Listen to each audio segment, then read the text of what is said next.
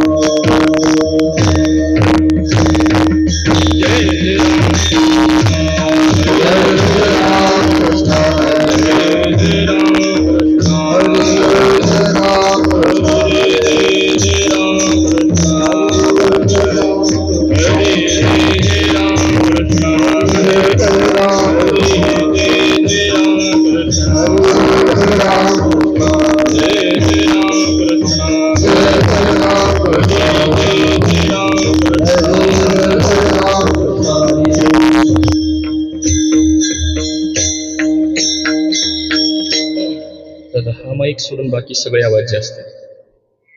महत्वाचा हा माईक, त्याला थोडा आवाज द्या.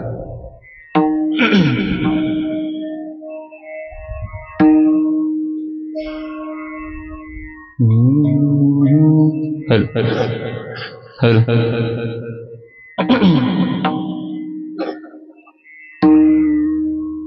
देखिले तुमचे चरण निवांत राहिले मन.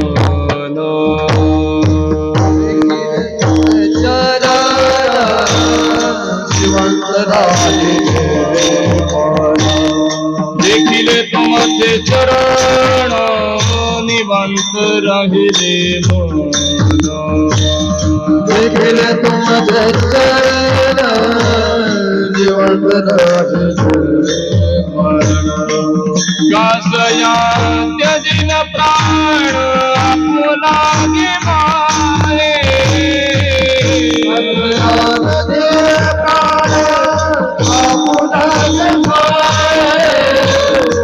गासया त्यजिन प्राण आपुलागे माहे.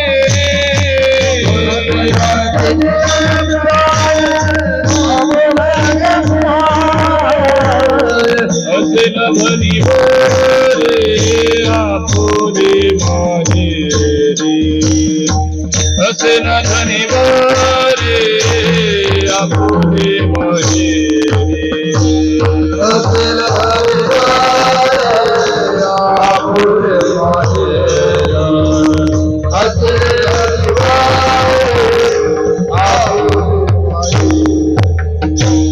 मग तो श्री हरी गीती गाईन घे मारे.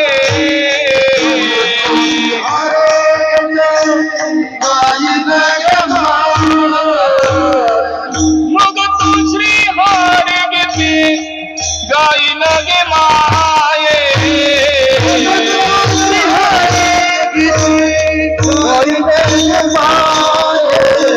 असे न धनी आपुले माहेरी. असे न धनी रे आपुले माहेरी. असे धनी आपुले माहेरी. असे धनी आपुले माहेरी. सकळही गोत माझे पंढरीचे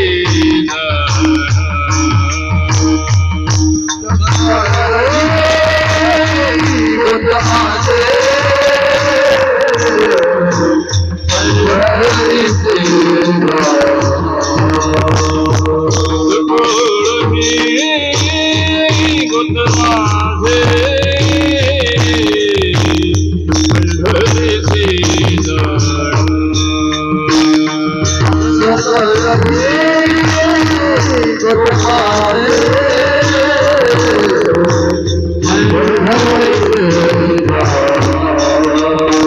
बापर देवी वळू विठ्ठलाची.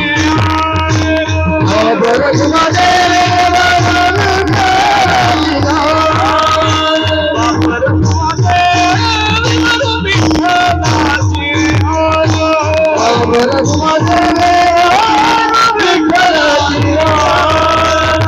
असे न धनी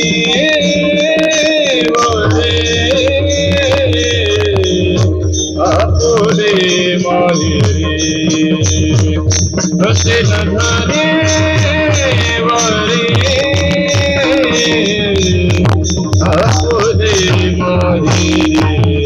आपुले माहेरी.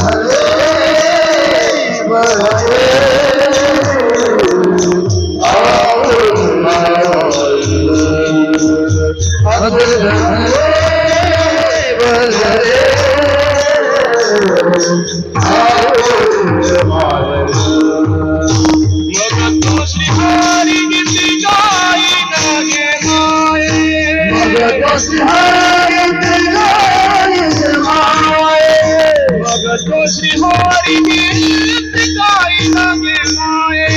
मग तो श्री हरी गीत गाईन घे माये.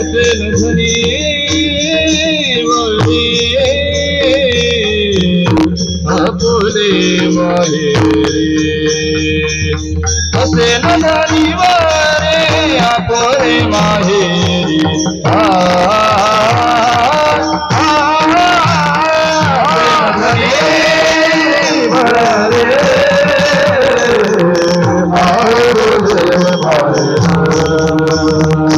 असल धरे धनीवारे आपोरे माहेरी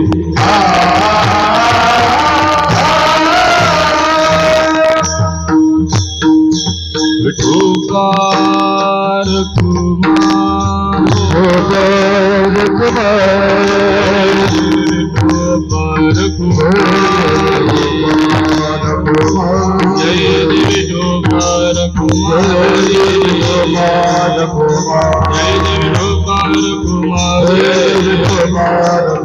जय देवी ठोकार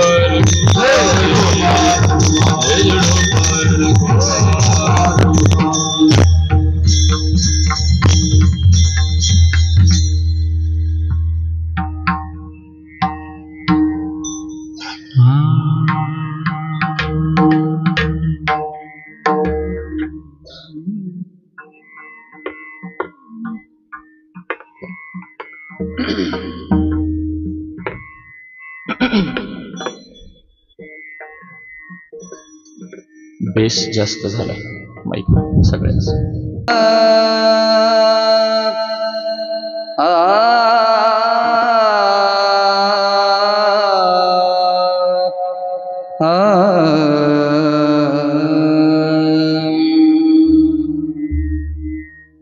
देखिले तुमचे चरण निवंत राजिले मन देखिले तुमचे चरण निवंत राजिले मन देखिले तुमचे चरण निवंत राजिले मन देखिले तुमचे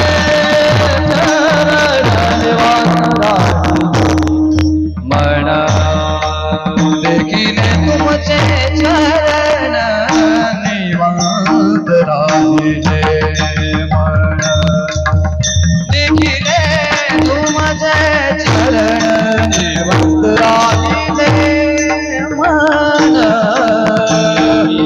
तुमचे चरण निवंत राजिले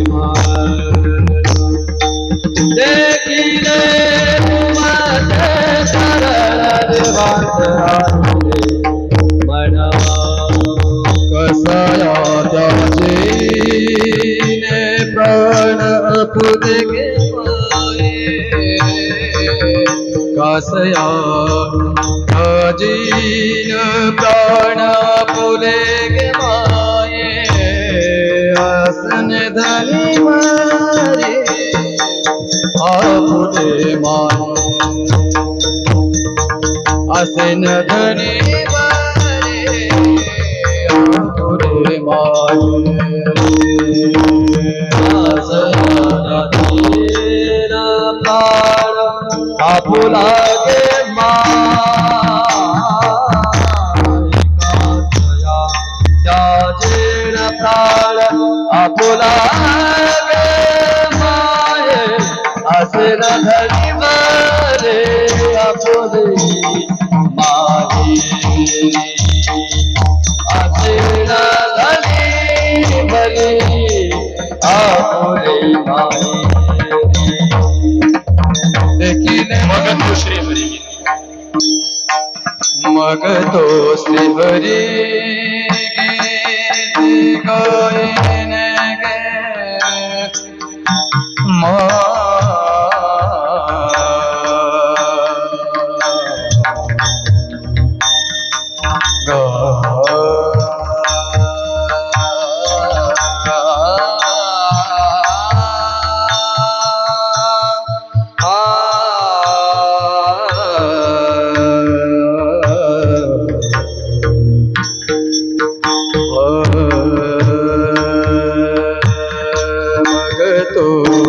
श्री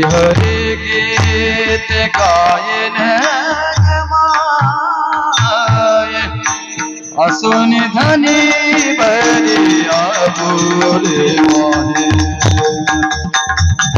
असन धनी बरिया बोले माहे हरे गीत गाई गे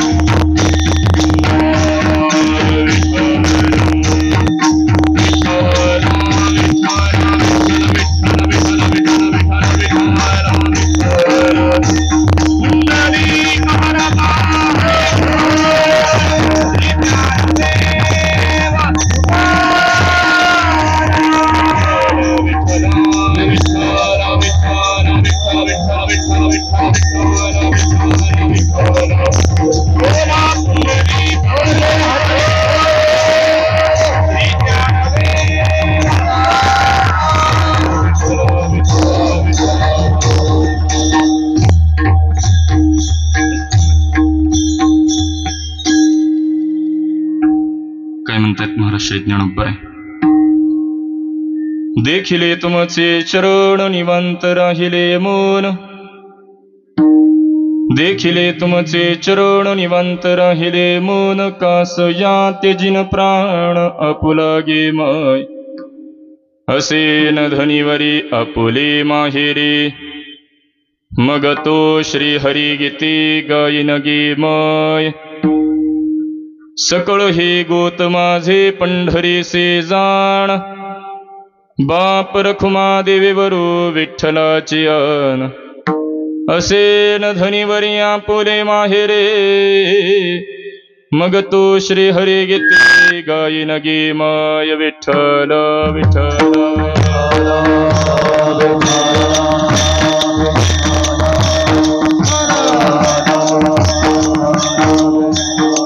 विठ्ठल विठ्ठल विठ्ठल विठ्ठल विठ्ठल विठ्ठल विठ्ठल विठ्ठल विठ्ठल विठ्ठल विठ्ठल विठ्ठल कुंडली कमलबा हरी विठ्ठल श्री ज्ञानदेव विठ्ठल विठ्ठल विठ्ठल विठ्ठल विठ्ठल विठ्ठल विठ्ठल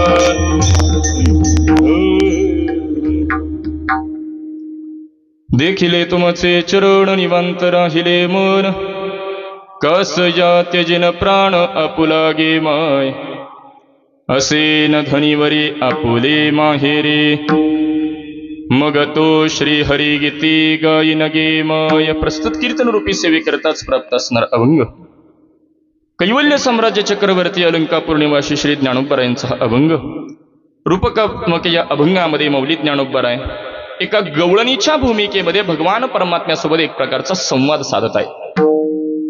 एका गवळणीच्या म्हणजेच एका भगवत भक्ताच्या भूमिकेमध्ये भगवान परमात्म्याकडे संवाद नवे नवे थोडंसं पुढे जाऊन बोलायचं झालं तर एक प्रकारचा आग्रह हट्ट धरल्यानंतर भगवान परमात्म्याने त्या भगवत भक्ताला त्या गवळणीला जी काही दिलेली अनुभूती आहे त्या अनुभूतीचा अनुवाद मौली ज्ञानोबा इथं प्रकट करत आहेत। चिंतनाला सेवेला प्रारंभ करण्यापूर्वी थोडासा परिहार देणं अगत्याचं आहे। प्रातिवार्षिक पारंपरिक चालत असलेला हा नाम महोत्सव त्या उत्सवातील ही आजची कीर्तन रूपी सेवा माझ्यासारख्या एका सर्वसामान्याकडे सोपवण्यात आली तर निमित्ताने कीर्तना करता उपस्थित आहे। हा उत्सव ज्यांच्या प्रेरणेतून हा प्रारंभ झालेला आहे इथपर्यंत नवे नवे हे 28वे वर्ष आपण संपन्न करत आहे। परमपूजनीय परमश्रद्धेय प्रातस्मरणीय वैकुंठवासी हरिभक्तीपरायण श्रीरामदादा यांच्या श्रीरामदादा जोशी यांच्या प्रेरणेने कृपाशीर्वादाने हा उत्सव संपन्न होतोय। वास्तविक महाराष्ट्रभर ज्ञानोबा यांच्या ज्ञानेश्वरीचं पारायण प्रत्येक उत्सवामध्ये सध्याच्या प्रवाहामध्ये आपण पाहतो, परंतु अनुष्ठानपूर्वक ज्ञानेश्वरीचं पारायण आणि महाराष्ट्रामध्ये एकमेव असा हा उत्सव आहे की तिथं अनुष्ठानपूर्वक ज्ञानोबा यांच्या ज्ञानेश्वरीचं पारायण घडतं। आदरणीय गुरुवर्य ब्रह्मलीन वैकुंठवासी श्री दादा महाराजांनी ज्यांच्या समवेत हा उत्सव प्रारंभ केला असे परमपूजनीय परमश्रद्धेय आमचे मार्गदर्शक पूज्य श्री अण्णांच्या स्नेहातून आज्ञेने इथे येण्याचा योग आणि म्हणून कीर्तना करता उपस्थित आहे। वास्तविक अण्णांच्या पुढ्यात म्हणजेच अण्णांच्या समोर कीर्तन करणं म्हणजेच एक प्रकारची परीक्षा आहे असं म्हटलं तरी वावगं ठरणार नाही, कारण अण्णा पूज्यश्री अण्णा म्हणजे एक अष्टपैलू व्यक्तिमत्व आहेत। अण्णांच्या गाठीची असलेला अनुभव असेल, समयसूचकता असेल, त्यामुळे कीर्तनामध्ये फक्त गायनच तपासलं जाईल का कीर्तन तपासलं जाईल का चिंतन तपासलं जाईल याही पेक्षा आपण कीर्तनामध्ये कशा पद्धतीने संप्रदायाची पुढची वाटचाल करू शकतो का अशा पद्धतीचं एक आशीर्वाद देखील अण्णांच्या माध्यमातून मिळेल या हेतूने मी इथं आलेलो आहे आणि म्हणून इथं उपस्थित आहे।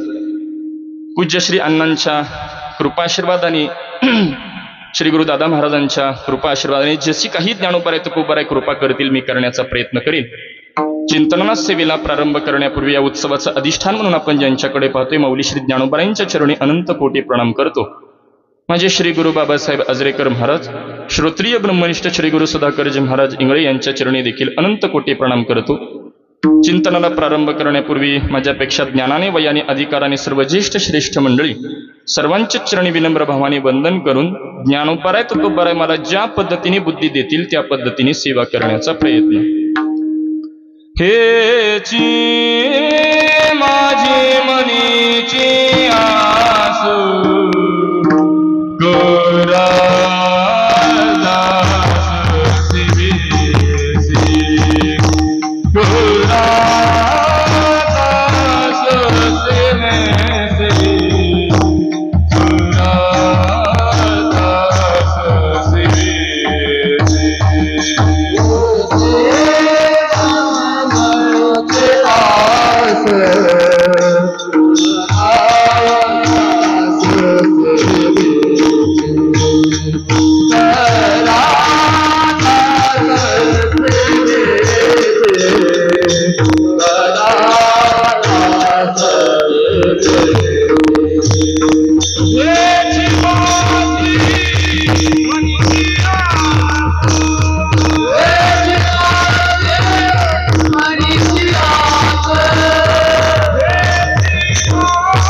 शिवेसी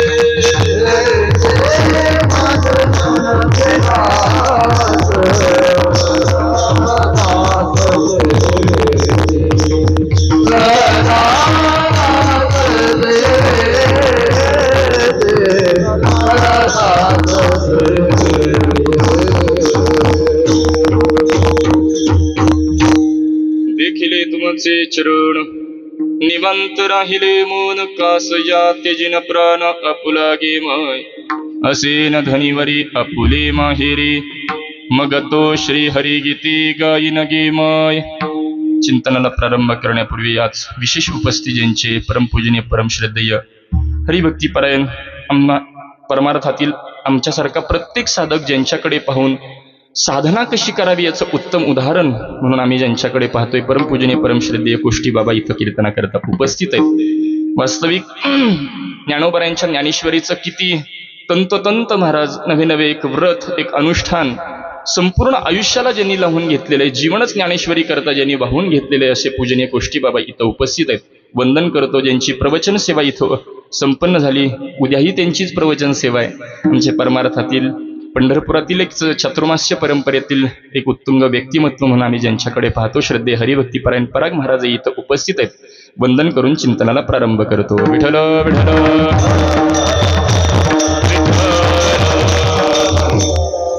देखिले तुमचे चरण निवांत राहिले मोन कस या त्यजिन प्राण आपुलागे माय असे न धनीवरी आपुले माहेरी मग तो श्री हरी गीती गायन गे माय. मौली ज्ञानोबा या अभंगामध्ये रूपकात्मक हा अभंग आहे.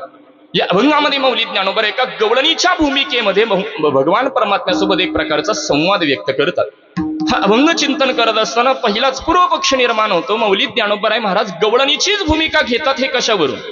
तर अभंगामध्ये काही अशी पदं आलेली आहेत, त्या पदावरून आपल्याला निर्देश करता येतो की ही एका गवळणीची भूमिका आहे. अभंगामध्ये पद आलेलं आहे असे न धनीवरी आपुले माहेरी. माहेर पद आलेलं आहे. मला सांगा, माहेर हे स्त्रीला असतं की पुरुषाला असतं? आपल्याकडे कशी पद्धत आहे? माहेर असते ते स्त्रीला असतं, पुरुषाला असते त्याला सासूरवाडी म्हणतात. जिथं गेल्यानंतर अधिक जाऊ दे, आता त्यात विस्तार करत नाही. आताच मागच्या वर्षी अधिक महिना होऊन गेलाय. म्हणजे माहेर असतं ते स्त्रीला असतं. अभंगामध्ये पद आलेले माहेरी या पदावरून निर्देश करता येतो एका गवळणीची भूमिका ज्ञानोबा घेत आहेत. एक लक्षण. आणि दुसरं लक्षण, एखादा जर पुरुष दुसऱ्या पुरुषाला हाक मारत असेल तर तो अरे म्हणून हाक मारतो. परंतु तीच एखादी जर माता भगिनी दुसऱ्या माता भगिनीला जर हाक मारत असेल तर अग म्हणून हाक मारते. अभंगामध्ये पद आलेले गे माये या पदावरून निर्देश करता येतो ही एका गवळणीची भूमिका आहे. विठ्ठल विठ्ठल. बरं, कोणत्या गवळणीची भूमिका आहे महाराज? आपल्याकडे संत वाङ्मयामध्ये महाराज गवळणींची नावं सांगितली गेली नाहीत. व्यवहारामध्ये आपल्याकडे एखाद्याचं नाव असतं महाराज गोपाळ, परंतु संत वाङ्मयामध्ये गोकुळातले जे काही पुरुष आहेत, भगवान श्रीकृष्ण परमात्म्याचे जे सवंगडी आहेत, त्यांना गोपाळ असं संबोधलं जातं. आणि गोकुळातल्या ज्या काही स्त्री आहेत त्यांना गवळणी असं संबोधलं गेलेलं आहे. तशा आपल्या संत वाङ्मयामध्ये 3 प्रकारच्या गवळणी सांगितल्या जातात. कर्मकांडीच्या गवळणी, उपासनाकांडीच्या गवळणी आणि ज्ञानकांडीच्या गवळणी. परंतु प्रस्तुतच्या अभंगामध्ये माऊली ज्ञानोबराय ज्या गवळणीची भूमिका घेतात या 3ही गवळणींच्या पलीकडे असणारी ही 4थी गवळण आहे. विठ्ठल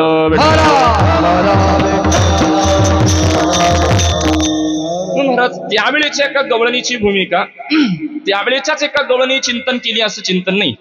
माऊली ज्ञानोबरायांपासून सकल संतांनी गवळणी प्रकरण लिहिलं.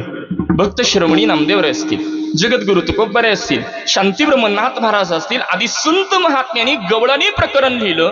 परंतु गवळणी प्रकरण लेखनाचा कालावधी केव्हाचा आहे तर संत महात्मे कलियुगामध्ये लिखाण करतात. मात्र भगवान श्रीकृष्ण परमात्मा गवळणी असतील, गोपाळ असतील यांचा कालावधी केव्हाचा आहे?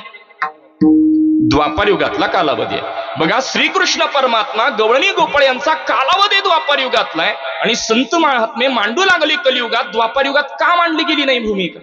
या पूर्व पक्षाकरता पूरक प्रमाण घ्यायचं झालं तर तुकोबराय ज्या पद्धतीने बोलतात, हरिने माझे हरिले चित्त भरवित्त विसरले, ही भूमिका केव्हाची आहे? ही भूमिका आहे द्वापार युगातली.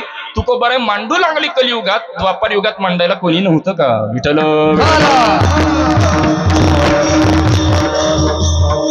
म्हणजे अल्पमतीप्रमाणे मला अभ्यास झालेल्या 2 लक्षणं मांडतो माझ्या मूळ विस्ताराकडे येतो की संत महात्मे कलियुगात लिखाण करतात. याला कारण भगवान परमात्म्यांनी गोकुळामध्ये जे काही चरित्र केलेलं आहे, लीला केलेलं आहे, त्याचं वर्णन श्रीमद भागवत महापुराणामध्ये व्यास मुनींनी केलेलं पाहायला मिळतं.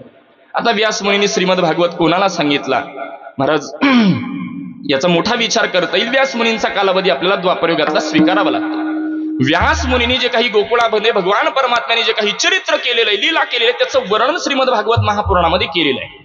18 पुराण आहेत, मात्र महापुराण केवळ श्रीमद भागवताला बोललं जातं. याची कारण मीमांसा श्रीमद भागवतामध्ये अत्र सर्गो विसर्गश्च स्थानं पोषणमूतयः मन्वन्तरेषाणु कथा निरोधा मुक्तिराश्रया. 10 लक्षणाने परिपूर्ण केवळ श्रीमद भागवत आहे. सर्ग, विसर्ग, स्थान, पोषण, उती, मन्वंतर, ईशानु कथा, निरोध, मुक्ती आणि आश्रय अशा 10 लक्षणांनी परिपूर्ण केवळ श्रीमद भागवत आहे, म्हणून त्याला महापुराण म्हणतात. 5 लक्षणाने परिपूर्ण आहे त्याला पुराण म्हणतात आणि 2-3 लक्षणाने जे काही परिपूर्ण आहे त्याला उपपुराण म्हणतात. विठ्ठल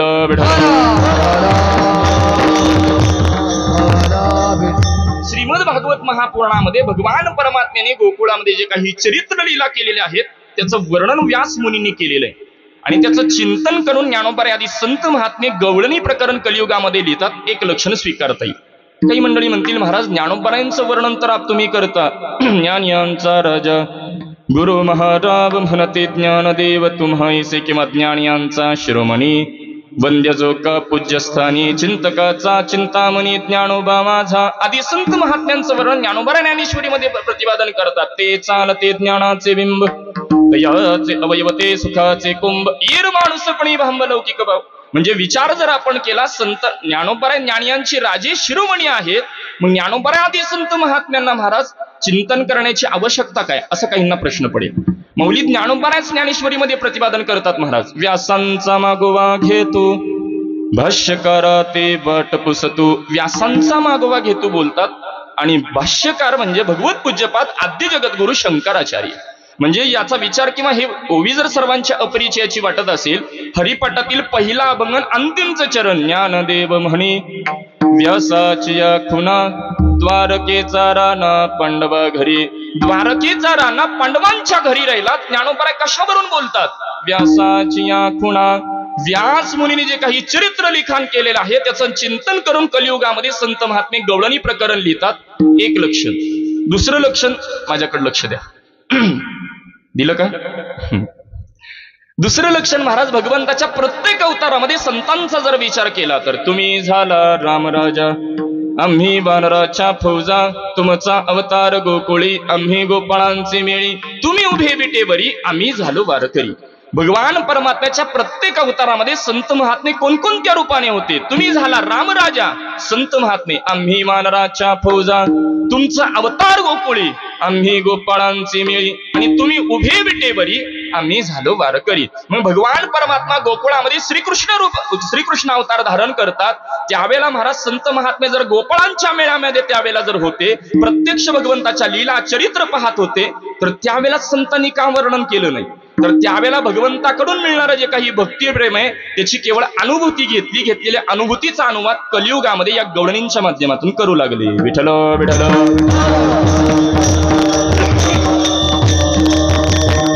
आणि त्यामध्येच माऊली ज्ञानोबा एका गवळणीची भूमिका घेतात आणि प्रतिपादन करतात की ती गवळण प्राण त्यागायला निघाली.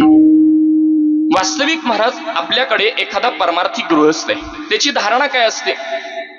अहो, ज्या अर्थी भगवान परमात्मा गोकुळात अवतार धारण करतात त्या अर्थी गोकुळातल्या गवळणी गोपाळांचा अधिकार हा कसा स्वीकारावा लागतो? उच्चतम स्वीकारावा लागतो. भगवान परमात्मा उगीच कुठेही अवतार धारण करणार नाहीत. आपल्याकडे एखादा परमार्थी गृहस्थ आहे, त्याची धारणा असते की मला हा देह, हा जन्म भगवंताच्या भक्ती करता, भजना करता, भज सेवायाम धातू त्यामध्ये आपण चिंतन करू शकतो. भगवंताच्या भक्ती करता, सेवे करता, भजना करता हा देह जन्म अपुरा पडतो. म्हणून प्रत्येक जन्मामध्ये त्या परमात्म्याने मला त्याचं दास बनवलं पाहिजे, ही परमार्थिक धारणा आपल्याकडे महाराज वर्णन करतात. हेचे भावी माझे आस, हेचे भावी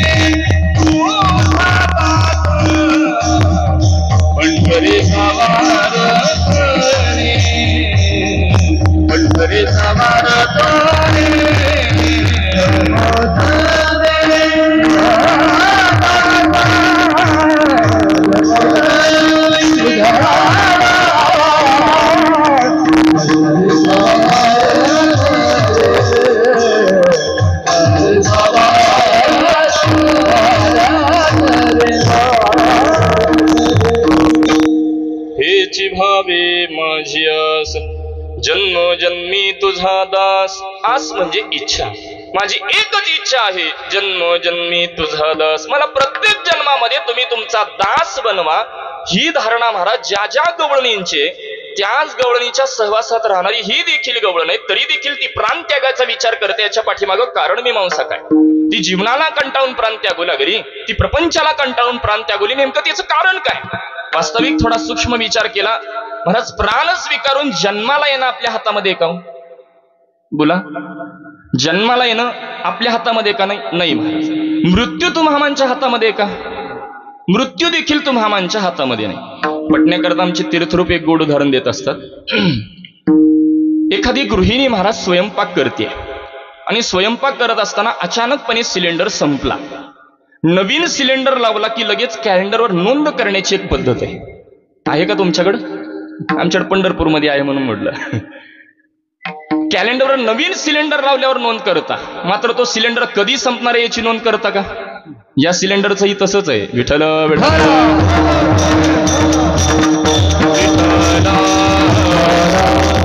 जन्म तुम्हामांच्या हातामध्ये नाही, मृत्यू तुम्हामांच्या हातामध्ये नाही. प्राण त्यागणं आपल्या हातामध्ये का नाही? बोला, प्राण त्यागावा का त्यागू नये हा स्वतंत्र चिंतनाचा विषय, माझा तो मूळचा विचार नाही. मला मुद्दा इतकाच पटवून सांगायचं की जन्म तुम्हामांच्या हातामध्ये नाही, मृत्यू नाही, प्राण त्यागणं हे तुम्हामांच्या हातात आहे. वास्तविक महाराज मृत्यू नको म्हणून एवढी खटाटोप करणारी मंडळी, मृत्यू कोणाला आवडतो का महाराज? मौलिक ज्ञानोबा तर पुढे जाऊन बोलतात, अगा म्हरा बोलून सहाती. एखाद्याला रागाच्या भरात आपण जर म्हटलं मर जा तर सहन होत नाही. मरण आवडणं फार लांबची गोष्ट आहे. मृत्यू आवडत नाही, कारण मृत्यू चुकवण्याकरता आपण आपलं सर्वस्व द्यायला तयार होतो. आपली सत्ता असेल, प्रतिष्ठा असेल, धनसंपत्ती असेल, सर्वस्व आपण दुसऱ्याला द्यायला तयार होतो. याला कारण मला मृत्यू नकोय म्हणून. पटण्याकरता लौकिक उदाहरण घेतो. एक गृहस्थ आहे, त्याला काहीतरी चक्कर येऊ लागते, काही त्रास होऊ लागतो, म्हणून तो डॉक्टरांकडे गेलेला आहे. आणि डॉक्टर त्याला सांगतात, अरे बाबा तुला आता शुगर डिटेक्ट झालेली, म्हणजे तुला डायबिटीज हा आजार झालेला आहे. तू केवळ आता इथून पुढे गोड बोलायचं, गोड खायचं नाही. तो म्हणतो हे सगळ्यात कठीण काम आहे महाराज. असं त्याला सांगू लागतात, आता तुला शुगर झालेली आहे, गोड पदार्थ जरा काही खायचे नाहीत, पथ्य पाळावं लागेल. आणि शुगरच्या मंडळींना डॉक्टर मंडळी वारंवार एक वॉर्निंग करत असतात, तुम्ही पायाला वगैरे काही जखम होऊ देऊ नका, कारण शुगरच्या मंडळींची जखम लवकरात लवकर बरी होत नाही, हे डॉक्टरांचं म्हणणं आहे. आणि त्याला या सगळ्या सूचना केलेल्या आहेत. तो घरी परततो, कसलीही पथ्य पाळत नाही. त्यातली त्यात आपली वारकऱ्यांची पंगत असेल तर, कारण मी आता जीवनच उभारलोय, काय काय होतंय मला माहित आहे. मला मुद्दा इतकाच पटवून सांगायचा आहे की तो पथ्य पाळत नाही. एके दिवशी त्याच्या पायाच्या अंगठ्याला काहीतरी जखम होते आणि अंगठा फारच त्रास देऊ लागतो, म्हणून तो डॉक्टरांकडे जातो. डॉक्टरांना बोलू लागतो, अंगठा फारच त्रास देतोय, जरा पहा तरी. डॉक्टर संपूर्ण अंगठा तपासून पाहतात आणि त्याला सांगतात, अंगठा पूर्णपणे खराब झालेला आहे, बाजूला काढावा लागेल. आणि अंगठा जर नाही बाजूला काढला तर गुडघ्यातून पाय खराब होईल. डॉक्टरांना बोलतो, डॉक्टर अंगठा काढला तरी चालेल, मात्र गुडघ्यातून पायापर्यंत काही धक्का लागू देऊ नका. डॉक्टर ठीक आहे म्हणतात, अंगठा बाजूला काढतात. थोडासा कालावधी जातो, पुन्हा त्याला गुडघ्यातून पाय त्रास देऊ लागतो. पुन्हा डॉक्टरांकडे जातो. डॉक्टर तपासतात आणि त्याला सांगतात, आता गुडघ्यातून पाय खराब झालेला आहे, संपूर्णच्या संपूर्ण पाय बाजूला काढावा लागेल, नाहीतर प्राणावर बेतेल. डॉक्टरांना म्हणतो, डॉक्टर कितीही पैसे लागू द्या, संपूर्ण पाय जरी बाजूला काढला तरी चालेल, मात्र प्राणाला धक्का लागू देऊ नका. माझा चिंतनाचा विषय तोच आहे की मृत्यू नकोय, म्हणून एवढी खटाटोप करणारी आपली मंडळी. मागचा एक 3-4 वर्षाचा कालावधी आठवा. मोठमोठी मंडळी डॉक्टरांना कोरोनाच्या काळात काय विनंती करत होती, डॉक्टर कितीही पैसे लागू दे, आमचा माणूस वाचला पाहिजे. म्हणजे मृत्यू नको म्हणून एवढी खटाटोप करणारी आपली मंडळी. मात्र हीच मंडळी ज्या वेळेला एखाद्या प्रतिकूल वातावरणामध्ये जातात, त्यावेळेला त्यांच्या अंतःकरणामध्ये प्राण त्यागायचा विचार येऊ लागतो. याला कारण जीवनामध्ये त्यांना सगळ्याच गोष्टी प्रतिकूल असतात असं चिंतन नाही महाराज. कोणत्या तरी एका कारणामुळे ते जीवन जगण्याकरता असह्य झालेली असतात. मग प्राणत्यागाचा विचार कोण करतो महाराज? जीव प्राणत्यागाचा विचार करतो, ज्ञानी प्राणत्यागाचा विचार करतो की भक्त प्राणत्यागाचा विचार करतो? तर ज्ञानीही प्राणत्यागाचा विचार करत नाही आणि भक्तही प्राणत्यागाचा विचार करत नाही. मग महाराज ही गवळण का प्राणत्यागाचा विचार करू लागते, हिची कारण मीमांसा काय? तर महाराज या गवळणीने तिच्या आयुष्यामध्ये एक ध्येय बाळगलेलं आहे आणि सर्वोतपरी प्रयत्न करून देखील सुद्धा ध्येय पूर्णच होत नाही. तर ती म्हणते, आता मी जगून काय करू? पटण्याकरता वाङ्मयाद्वारे पटवून देतो. शांती ब्रह्मनाथ महाराज ज्या पद्धतीने हरिपाठामध्ये बोलतात, वाचा नवे लाभ जळो त्याचे जिने, हाच भाव एका महात्म्याने हिंदी दोह्यामध्ये प्रकट केलेला आहे, श्री गुरुदेवांच्या मुखातून श्रवणामध्ये आलेला आहे. तबलग रसना साची भली जबलग मुखमो राम नाही तो काटडारिये मुखमे भलो नाही जाम. नाथ महाराज जो भाव व्यक्त करतात तोच भाव आहे. आपल्या मुखामध्ये असलेली जिभा, त्याला आपण व्यवहाराच्या भाषेत जीभ असं संबोधतो. ती जीभ भगवंताच्या नामचिंतना करता दिली तुम्हामांना, परंतु त्या जिभेने जर आपण नामचिंतन करत नसू तर ती मुखात केवळ कातडाचा तुकडा आहे, कापून टाकायला हरकत नाही, हे महात्म्यांचं वचन आहे. पहा, मुखामध्ये असलेली जीवा, त्याला व्यवहाराच्या भाषेत जीभ असं आपण बोलतो. ती जीभ भगवंताच्या नामचिंतना करता दिली आणि त्या जिभेने जर नामचिंतन आपण करत नसू तर ती मुखात केवळ कातडाचा तुकडा आहे, कापून टाकायला हरकत नाही. हे ज्या पद्धतीने तद्वत ती गवळण बोलू लागते की या देहाला आल्यानंतर तो परमात्मा दर्शन देत नसेल तर प्राण त्यागायला हरकत नाही. विठ्ठल विठ्ठल.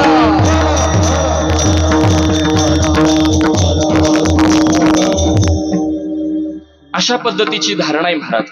किंवा पटण्याकरता आणखी लौकिक उदाहरण देतो. पहा, आपल्याकडे एखादा विद्यार्थी आहे आणि तो विद्यार्थी ध्येय बाळगतो की मला या परीक्षेमध्ये एवढे एवढे पर्सेंटेज घ्यायचे, त्यानुसार तो प्रयत्न करू लागतो.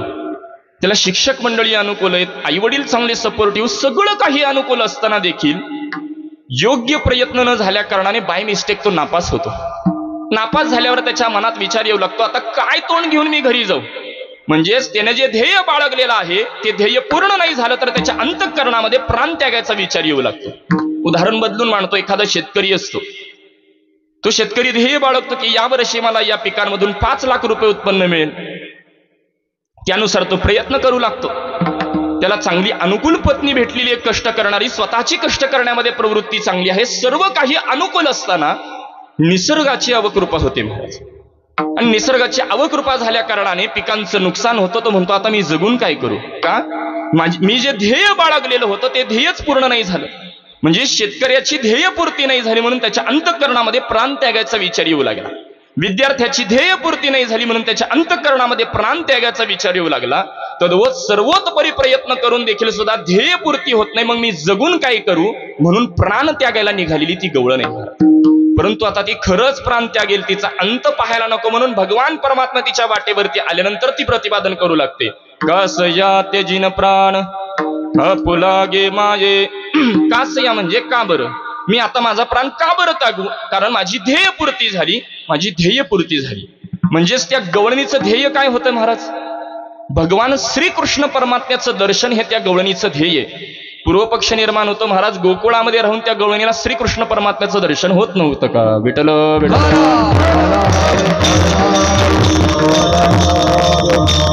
महाराज, गोकुळातले गवळणी गोपाळ इतके भाग्यवान आहेत, भगवंताच्या दर्शनाकरता वेगळे सायास प्रयत्न करण्याची आवश्यकताच नाही.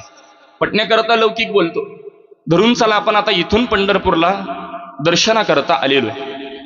पंढरपुरामध्ये पोहोचवतो, सगळं काही आपलं काम वगैरे उरकून आपण मंदिरामध्ये 6:30च्या दरम्यान प्रवेश करतो. आपल्याला परतीचा प्रवास आपला 7:30ला रिटर्नची रेल्वे असे धरून चला. 7:30ला आपल्याला परतीला निघायचंय. आपण 6:30ला मंदिरामध्ये प्रवेश करतो आणि तिथं जाऊन महाराज व्हीव्हीआयपींना फोन लावतो, का माझी दर्शनाची व्यवस्था करा. सगळ्यांना प्रयत्न करून झाले तरी सगळी एकच सांगतात, 7:30 झाल्याशिवाय तुम्हाला दर्शन मिळू शकत नाही. याला कारण 6:30 ते 7:30 परमात्मा पांडुरंगाची दुपारती असते. नित्यनेमातला विचार आहे, कोणी कितीही मोठा आला असेल तरी त्याला थांबणंच आहे. म्हणून तू हा म्हणतो एवढे प्रयत्न करून झाले, मला तर रिटर्नची गाडी आहे, पुढचं सकाळचं काम मी घेतलेलं आहे, काय करावं, सगळे प्रयत्न करून होतात, दर्शन मिळत नाही. आपण काय म्हणतो महाराज, एवढ्या लांब येऊन काय उपयोग झाला, दर्शन नाही मिळालं. म्हणजे दर्शनाविना आपलं मन तळमळतं आणि त्याच तळमळीने आपलं आयुष्य संपतं तरी परमात्म्याचं दर्शन होत नाही महाराज. मग भगवंताच्या दर्शनाकरता कोणी जप करतं, कोणी तप करतं, कोणी व्रतवैकल्य करतं, कोणी निष्काम कर्म करतं, कोणी अनुष्ठान करतं. प्रत्येक जण आपापल्या संस्कारानुसार नानाविध प्रयत्न करतं, मात्र आयुष्य संपतं तरी परमात्म्याची प्राप्ती होत नाही महाराज. याच्याकरता पूरक चरित्र भाग रामायणातला प्रसंग सर्वांना ज्ञात आहे. शबरी तारुण्य अवस्थेमध्ये आलेली आहे आणि तिच्या घरी तिच्या विवाहाची चर्चा सुरू होती. आता त्यावेळेची एक रूढ अशी होती की विवाहामध्ये बली देण्याची पद्धत होती. ही वार्ता शबरीला समजते. शबरी म्हणते विवाहात बली द्यायचा नाही. घरातून सांगण्यात येतं घरात राहायचं असेल तर बली द्यावा लागेल. महाराज, शबरी घर सोडून अरण्यामध्ये निघून गेलेली आहे. अरण्यामध्ये इकडे भटकंती करत असताना एक तिला आश्रम दिसतो. तो आश्रम असतो मातंग ऋषींचा. महात्म्यांची भेट होते, महात्म्यांच्या जवळ जाते, महात्म्यांची सेवा करत बसते. आणि एके दिवशी महात्म्यांचा काळ जवळ येतो. महात्मे त्या शबरीवरती कृपा करतात आणि बोलू लागतात, प्रभू रामचंद्र तुला दर्शन देतील. महाराज महात्म्यांच्या वचनावरती विश्वास ठेवते. परमार्थामध्ये विश्वासाला अत्यंत मोल आहे. संतांची ये पाये माझा विश्वास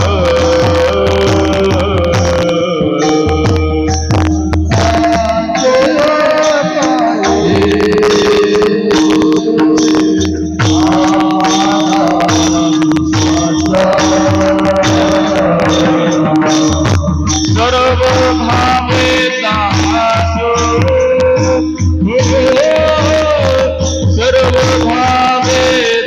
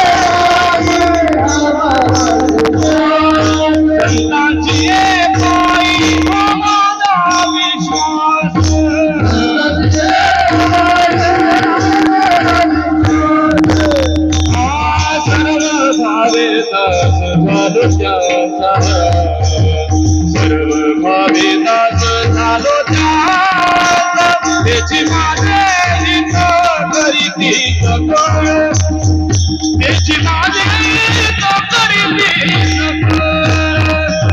सर्व भावे दास झालो सर्व भावे दास झालो त्याची माझे हित करीती सकळ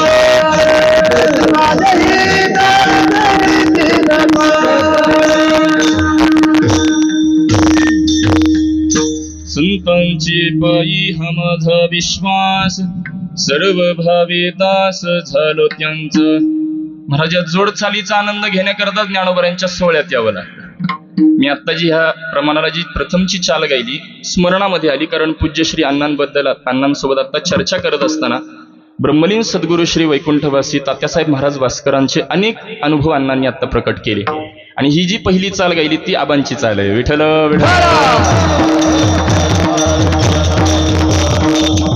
आणि या चालीचा आनंदच ज्ञानोबरांच्या सोहळ्यात. त्याकरता ज्ञानोबरांच्या सोहळ्यात यावं लागतं हे जरी खरं असलं तरी दिंडीतही चालावं लागतं हेही तितकंच खरं आहे. सोहळ्यात एक ज्येष्ठ कीर्तनकर्त्यांनी ब्रह्मलीन वैकुंठवासी भोसरीकर मौलींचं एक वाक्य सांगितलं होतं की म्हणे ज्ञानोबा तुकोबारां त्यावेळेला देखील माहिती असावं की बरीच मंडळी ज्ञानोबा तुकोबारांचा सोहळा सोहळ्यातील दिंडीतलं भजन सोडून 5-5, 10-10 किलोमीटर पुढे चालतात. म्हणून महाराजांनी त्यांच्याकरता प्रमाण खर्चिक घातलेलं आहे. पापाचे कळप पळती पुढे विठ्ठल. असो संतांची पायी हा माझा विश्वास सर्व भावे दास झालो त्यांचा. संतांच्या वचनावर विश्वास ठेवते आणि शबरीची दिनचर्या बदलते. महाराज दुसऱ्या दिवशी सकाळी उठावं, शुचिरभूत व्हावं, अरण्यामध्ये जावं आणि फुले तोडून आणावीत का आणि आश्रमाची वाट सजवावी. याला कारण प्रभू रामचंद्र मला दर्शन देण्याकरता येणार आहे. महाराज ही जी दिनचर्या आहे 1 दिवस 2 दिवस नाही, दररोज ही जी तिची दिनचर्या चालू आहे. माझ्याकडे लक्ष द्या, पाहिलं का? तिची दिनचर्या दररोज चालू आहे. याला कारण शबरीला वाटत नव्हतं प्रभू रामचंद्र दर्शन देतील का. दर्शन देतील हा विश्वास होता. विश्वास या पदावर थोडस वेदांताच्या परिभाषेत बोलायचं झालं तर वेदांतामध्ये 2 प्रकारच्या ज्ञानाचा विचार आहे. एक आहे परोक्ष ज्ञान, अपरोक्ष ज्ञान. अपरोक्ष ज्ञानाचा विचार किंवा याची व्याख्या अशी आहे, सच्चिदानंद रूप ब्रह्म मीच आहे, याला अपरोक्ष ज्ञान म्हणतात. हे कशाने प्राप्त होतं? श्रोत्रिय ब्रह्मनिष्ठ दयाळू गुरूंच्या मुखातून तत्वमसी महावाक्याच्या बोधाने. आणि याच्या अलीकडची एक पायरी म्हणजे परोक्ष ज्ञान. सच्चिदानंद रूप ब्रह्म आहे हे जे ज्ञान आहे त्याला परोक्ष ज्ञान म्हणतात. सद्गुरु और सत्शास्त्र के वचन पर विश्वास के रखने से परोक्ष ब्रह्मज्ञान प्राप्त होय. पंडित पितांबरजींनी केलेली व्याख्या आहे. म्हणजे याचा जर विचार केला तर तोच विश्वास शबरीने ठेवला.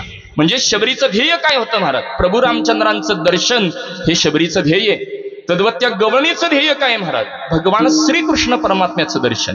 याला कारण अनेक जन्म झाली तो कृष्ण परमात्मा केवळ येतो म्हणून सांगतो, मात्र काही तो दर्शन देत नाही. आता गवळणीचे अनेक जन्म कसं काय? पहिल्यांदा शबरी पूर्ण करतो, पुन्हा त्या विस्ताराकडे जातो. महाराज शबरीची तारुण्य अवस्थेतून वृद्धापकाळापर्यंत दररोज ही तिची दिनचर्या चालू आहे. नवे वृद्धापकाळामध्ये देखील हातामध्ये काठी आली तरी देखील सुद्धा तिची दिनचर्या बदलली नाही. याला कारण शबरीला वाटत नव्हतं प्रभू रामचंद्र दर्शन देतील का. दर्शन देतीलच हा दृढ विश्वास असल्यामुळे प्रभू रामचंद्रांना यावं लागलं. या विश्वास पदावर पूजनीय गुरुजी आम्हाला पाठात एक उदाहरण देत असतात. भगवत पूज्यपाद आद्य जगद्गुरु शंकराचार्य यांच्या जीवनातील कुमारील भट्टांचा एक प्रसंग आहे. एक साधक असतो म्हणे आणि तो साधक अद्वैताचं वगैरे शिक्षण घेतल्यानंतर त्या अद्वैताचा प्रचार प्रसार करावा म्हणून गुरुकुलातून बाहेर पडतो. आता अद्वैताचा प्रचार प्रसार करायचा म्हणजे सुरुवातीला आपल्याला द्वैताचंही ज्ञान असणं गरजेचं आहे. आणि म्हणून द्वैती मंडळींच्या गुरुकुलामध्ये तो अध्ययनाकरता जाऊन थांबतो. थोडासा कालावधी जातो आणि तिथल्या गुरु महात्म्यांच्या लक्षात येतं की बाबा हा द्वैती नसून अद्वैती आहे. आणि म्हणून त्याला विचारणा करतात, तुम्ही खोटं बोलून कशा करता थांबला? त्यावेळेला तो बोलू लागतो, वेद हेच सत्य आहे, जीवाला जगाला तारणारे आहेत आणि ते अद्वैताचं बोधन करणारे. ती द्वैती मंडळी बोलू लागतात, तुमचा जर तुमच्या शास्त्रावर एवढा विश्वास असेल तर आपण एक प्रयोग करू आणि प्रयोग जर यशस्वी झाला तर आम्हीही अद्वैती बनू. साधक बोलू लागतो, कोणता प्रयोग? तुम्हाला उंच डोंगरावरून खाली ढकलण्यात येईल आणि तुमच्या जर शास्त्राने तुम्हाला जर वाचवलं तर आम्हीही अद्वैती बनू. साधक म्हणतो, मला प्रयोग मान्य आहे. उंच डोंगरावर त्याला उभं केलं जातं, डोळे मिटतो, हात जोडतो, आपल्या गुरु महात्म्यांचं शास्त्राचं स्मरण करून प्रार्थना करतो, माझे शास्त्र सत्य असतील तर ते मला वाचवतील. त्याला खाली ढकलण्यात येतं, खाली पडतो, त्याला काही एक लागत नाही. सगळी ही द्वैती मंडळी त्याला उचलून घेतात, त्याचा गुणगौरव करू लागतात. मात्र एक गवताची काडी त्या साधकाच्या डोळ्याला लागलेली असते आणि डोळ्यातून एक विशिष्ट प्रकारे रक्त येत असते, हे त्याच्या लक्षात येतं. अंतःकरणामध्ये नानाविध चिकित्सा सुरू होतात की शास्त्राने वाचवायचं असेल मला तर सर्वोत्परी वाचवायला हवं होतं, एवढी गवताची काडी तरी मला का लागावी. आणि म्हणून घडलेला जो काही वृत्तांत घडले, आपल्या ज्यांच्याकडे अद्वैताचं शिक्षण घेतलं त्या गुरु महात्म्यांच्या जवळ जाऊन तो घडलेला वृत्तांत सांगतो आणि गुरु महात्म्यांना विचारतो, शास्त्राने वाचवायचं असेल मला तर माझं सर्वोत्परी रक्षण करायला हवं होतं, एवढी गवताची काडी तरी मला का लागावी, यामध्ये माझी काय चूक झाली. गुरु महात्मे म्हणतात, यामध्ये तुझंच चुकलं. काय चूक झाली माझी? गुरु महात्मे बोलू लागतात, तू प्रार्थना काय केली? माझे शास्त्र सत्य असतील तर ते मला वाचवतील. तुला माहित नाहीत का तुझे शास्त्र सत्य आहेत ते? तर हे पद वापरलं म्हणून अविश्वास निर्माण झाला, म्हणून ही स्थिती तुला भोगावी लागली. विठ्ठल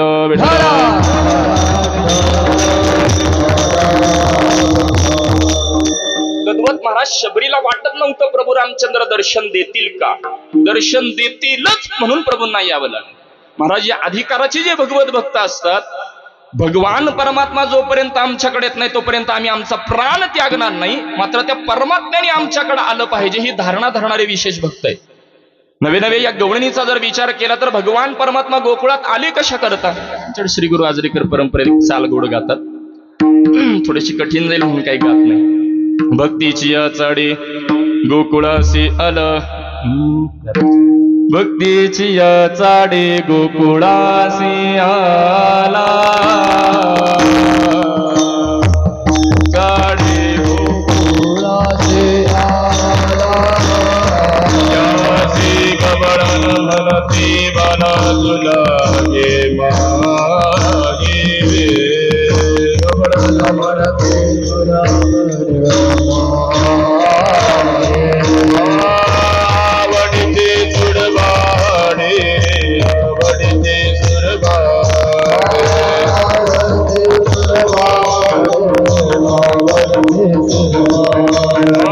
परब्रह्म सुखारे, परब्रह्म सुखारे, परब्रह्म सुखारे, परब्रह्म सुखारे. ज्याचे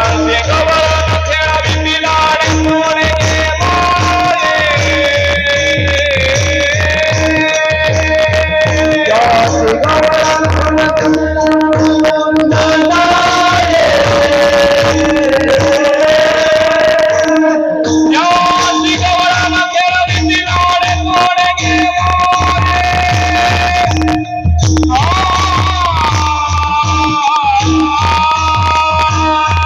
ज्याचे गवळण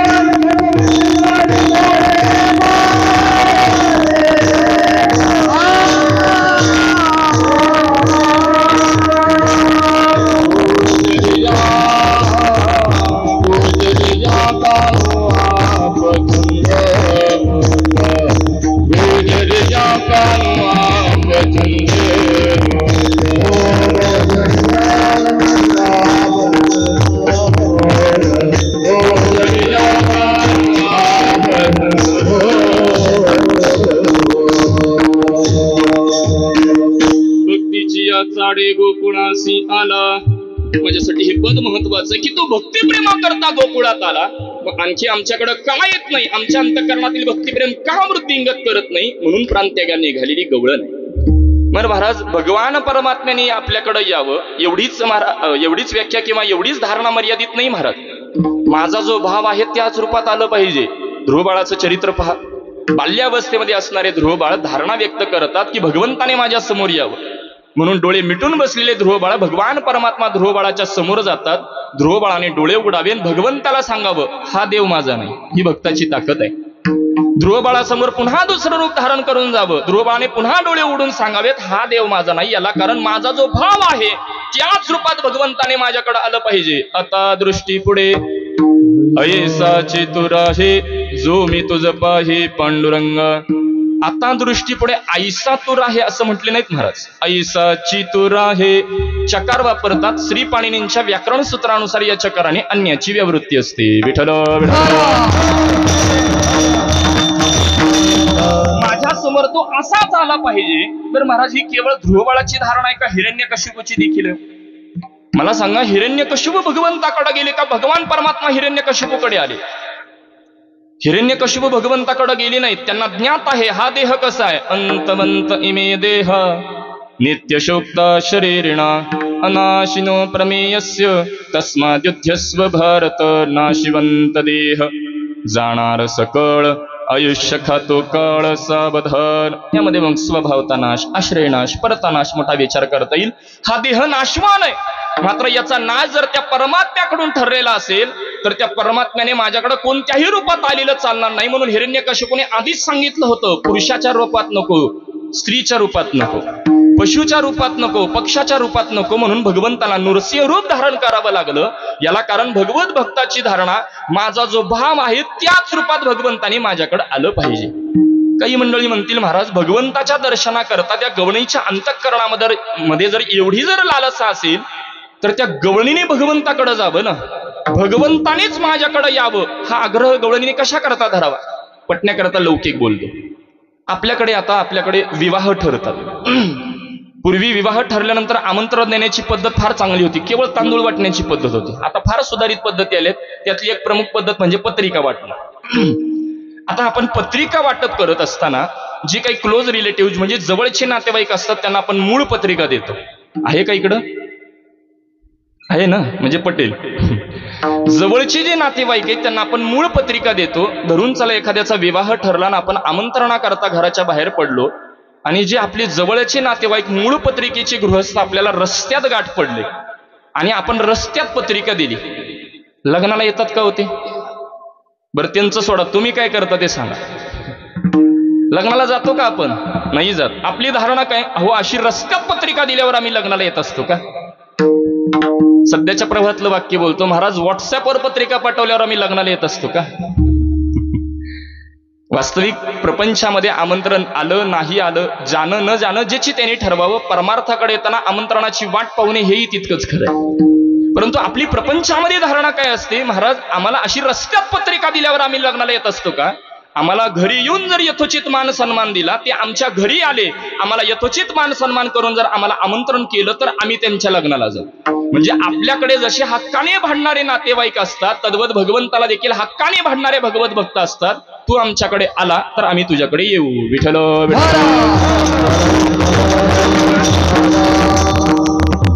आणि दुसरं लक्षण, महाराज ही गवळण भगवंतानेच यावं ही धारणा करते. कारण त्या गवळणीचे अनेक जन्म केवळ तो येतो म्हणून सांगतो. कारण हा परमात्मा कसा आहे? चतुरा तो शिरोमणी, गुण लावण्याची खाणी, अत्यंत चतुर आहे. महाराज त्या भगवंताला जाणता यावं किंवा या गवळींचे अनेक जन्म याचा जर आपण विचार केला तर या गवळींचा पूर्व अवतार त्या वेदामध्ये ऋचा बनलेल्या होत्या. त्या जाण वेद गर्भेच्या श्रुते म्हणे नवे माझी प्राप्ती. म्हणजे याचा जर विचार केला तर वेदामध्ये ऋचा बनल्या की शब्दाच्या माध्यमातून त्या भगवंताला जाणता यावं. तरीही भगवंतापर्यंत जाता आलं नाही म्हणून त्या वेदातील ऋचांनीच घेतलेला पुढचा अवतार म्हणजे या गोकुळातल्या गवळणी आहेत. आणि जर आता इथं येऊन देखील सजा जर तो परमात्मा जर दर्शन देत नसेल, आमच्या अंतःकरणातील जर भक्तिप्रेम वृद्धिंगत करत नसेल तर मी जगून काय करू? म्हणून प्राणत्यागाला निघालेली गवळण आहे. विषयांना विकारांना कंटाळून त्रास होतोय म्हणून प्राणत्यागाला निघालेली गवळण नाही महाराज. प्रपंचाला संसाराला सासू फारच त्रास देते म्हणून प्राणत्यागाला निघालेली गवळण नाही महाराज.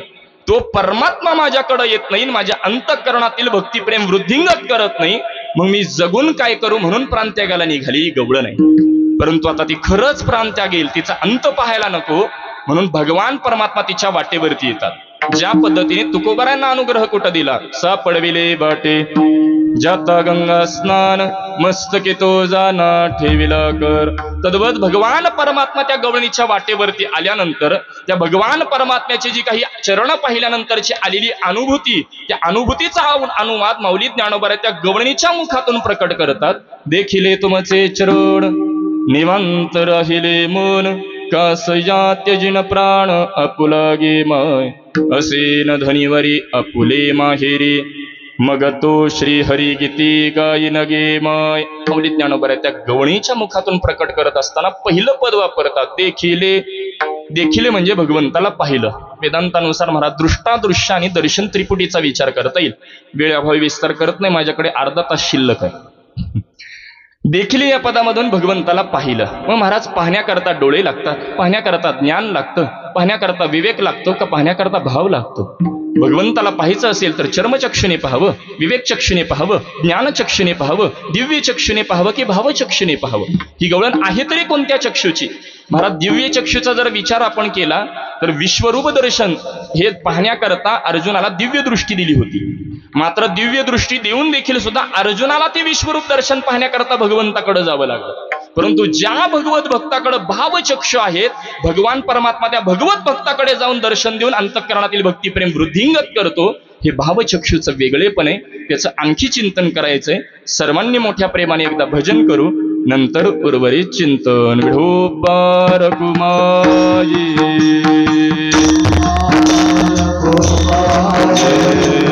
विठोबा रखुमाई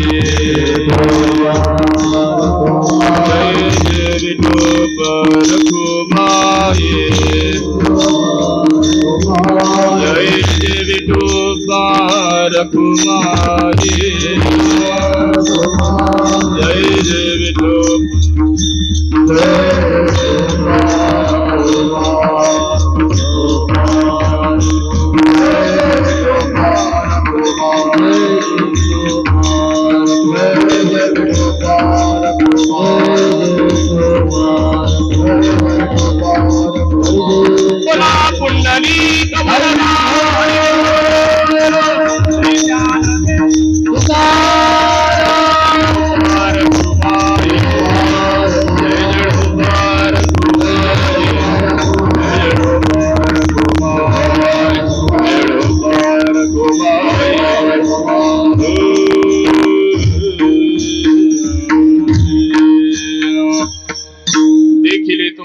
चरण देखिले तुमचे चरण निमांत राहिले मन कास जाते जिन प्राण आपुला गे माय असेन धनीवरी आपुले माहेरी मग तो श्री हरी गीती गायन गे माय. माऊली ज्ञानोबा त्या आलेल्या अनुभूतीचा अनुवाद करतात. तर तो अनुवाद म्हणजे संभाषण, संवाद कोणासोबत करतात याचा जर थोडा विचार आपण केला, काही मंडळी म्हणतील महाराज ते गवळण तिच्या सखीसोबत संवाद करत असेल, या जगतासोबत विश्वासोबत संवाद करत असेल तर ती गवळण महाराज आपल्या सखीशीही संवाद करत नाही, जगतासोबत विश्वासोबतही संवाद करत नाही. साक्षात त्या परमात्म्याला सांगू लागते की देखिले तुमचे चरण. परमात्म्याला सांगू लागते की तुमचे मी चरण पाहिले, आणि आलेली अनुभूती ती गवळण बोलू लागते. निवांत राहिले मन. मग महाराज पूर्व पक्ष निर्माण होतो. देखिले म्हणजे पाहिलं. मग पाहण्याकरता कोणतं इंद्रिय आपल्याकडे, कोणत्या इंद्रियाने पाहतो आपण? डोळ्याने पाहतो. वेदांतामध्ये पंच ज्ञानेंद्रियाचे पंचविषय त्याच्या देवता सांगितल्या गेलेले आहेत. आता ज्ञानेंद्रियाचा विचार भगवद्गीता 15व्या अध्यायामध्ये प्रतिपादन करते. श्रोत्रम चक्षुः स्पर्शनम रसनम ग्रहणमेव च. प्रत्येक इंद्रियाचे पंचदेवता आणि त्याच्या विषय वेदांतामध्ये. आता श्रोत्र म्हणजे कानाचा विषय हा शब्द आहे, डोळ्याचा विषय हा रूप आहे, त्वचेचा विषय हा स्पर्श आहे, जिभेचा विषय रस आहे, नाकाचा विषय गंध आहे. तद्वत डोळ्याचा विषय काय आहे तर रूप. आकारवान पदार्थ या डोळ्याला पाहता येतात. मग महाराज आकारवान पदार्थ डोळ्याला पाहता येतात. आपण आत्मविश्वासाने बोलतो, महाराज या गृहस्थाने केलेली गोष्ट माझ्या मनाला काही ती पटत नाही. मात्र मन कसं कोणी पाहिलं का? चौकोनी, त्रिकोणी, अष्टकोनी कसं आहे मन महाराज? आकार रहित आहे. मग आकार रहित वस्तू, आकार रहित पदार्थ या डोळ्याला पाहता येत नाहीत. आणि त्या परमात्म्याबद्दल बोलताना महाराजांचं वचन असं आहे, अव्यक्त निराकार नाही जा आकार. अव्यक्त निराकार नाही जे आकार, म्हणजेच या डोळ्याला आकार रहित वस्तू पाहता येत नाहीत. आणि तो परमात्मा जर आकार रहित असेल तर माऊली ज्ञानोबांनी नेमकं पाहिलं कोणाला? विठ्ठल विठ्ठल.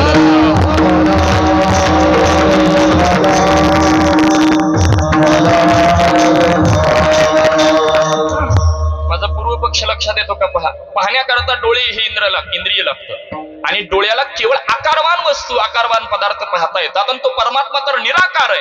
मग ज्ञानोबांनी नेमकं पाहिलं कोणाला? इथं दृष्टींचा विचार करावा लागतो. जर वेळ शिल्लक राहिला तर या पूर्व पक्षाचा विचार करू. दुसरा एक महत्वाचा पूर्वपक्ष अभंगामध्ये निर्माण होतो की महाराज देखिले म्हणजे भगवंताला पाहिलं. मग पाहण्याकरता तुम्ही सांगता नेत्र हे इंद्रिय. मग नेत्राने जर भगवंताकडे पाहिलं असेल तर नेत्रच निवांत राहायला पाहिजे. पाहिलं कोणी? डोळ्यांनी पाहिलं.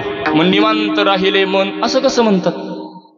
माझा पूर्वपक्ष लक्ष देतो का? पहा, पाहिलं डोळ्याने आणि निवांत राहिले मन असं जे ज्ञानोबराय बोलतात याला कारण काय? तसा तर डोळाही चंचल आहे, मनही चंचल आहे. राहो आता हेची ध्यान,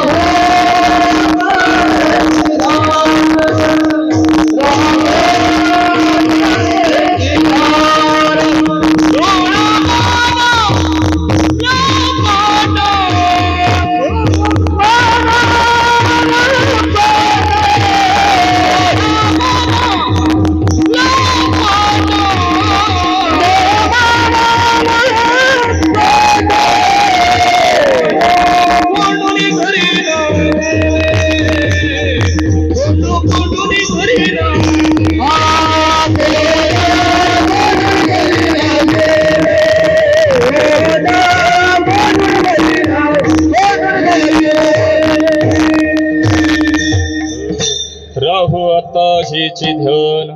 डोळा मन लंपट. डोळाही लंपट आणि मनही लंपट. लंपट याचा इथला अर्थ आहे विक्षिप्त. डोळाही चंचल आहे महाराज, मनही चंचल आहे. डोळा किती चंचल आहे? चालू कीर्तनात एखादा गृहस्थ गेला तर कीर्तनकाराचं लक्ष जातं कुठं नेमकं? एवढा डोळा चंचल आहे. आणि मन किती चंचल आहे याचा विचार सांगत असताना महाराज अर्जुनाने कबुली दिली. चंचलम हि मन कृष्णा प्रमाथे बलवत्रुडम तस्य हम निग्रहम वंदे वायुरेव सुदुष्करम. आता प्रमाथ ही बलवत विशेषणांचा विचार करता येईल, वेळाभावी विस्तार करत नाही. हे मन चंचल आहे. याबाबत आणखीन एका ठिकाणी सुभाषितकार बोलतात 10 गोष्टी चंचल आहेत. मनो मधुकरो मेघो मानिनी मधुन मरुतो मा मधो मरकटो मत्सो मकरादश चंचला. त्यामध्ये देखील सर्वाधिक चंचल मन आहे. किंवा आणखीन एका ठिकाणी प्रतिपादन केलेलं आहे मरकटस्य सुरापाणम. हाच भावनाथ महाराज देखील वर्णन करतात. मरकट रूपे चंचल मन त्यासी असत संग मदिरापान काम वृश्चिके दंशिले जान मग वर्तन यद्वा तद्वा. मरकट रूपे चंचल मन. मरकट माहितीये का इकडं? मरकट म्हणजे काय? माहिती नसेल तर केवळ आरसा पाहायचा. माकड महाराज पूर्वीचा चंचल आहे. त्यामध्ये त्याला असत संग मदिरापान म्हणजेच त्या माकड पूर्वीचा चंचल आहे. त्यामध्ये त्याला एखाद्याने मद्यपेय पाजलं. मदिरा म्हणजे मद्यपेय. एवढाच शब्द या गादीवर घ्यावा बरं, दुसरा शब्द घेण्याचा अधिकार नाही. माकड पूर्वीचा चंचल, त्यामध्ये त्याला एखाद्याने मद्यपेय पाजलं, किती चंचल होईल? त्यामध्ये त्याला एका विंचवाने दंश करावा महाराज. काम वृश्चिके दंशिले जान. म्हणजे माकड पूर्वीचा चंचल, त्यामध्ये त्याला एखाद्याने मद्यपेय पाजलं, त्यात एका विंचवाने त्याला दंश करावा, तो किती चंचल होईल? त्याही पेक्षा मन चंचल आहे. विठ्ठल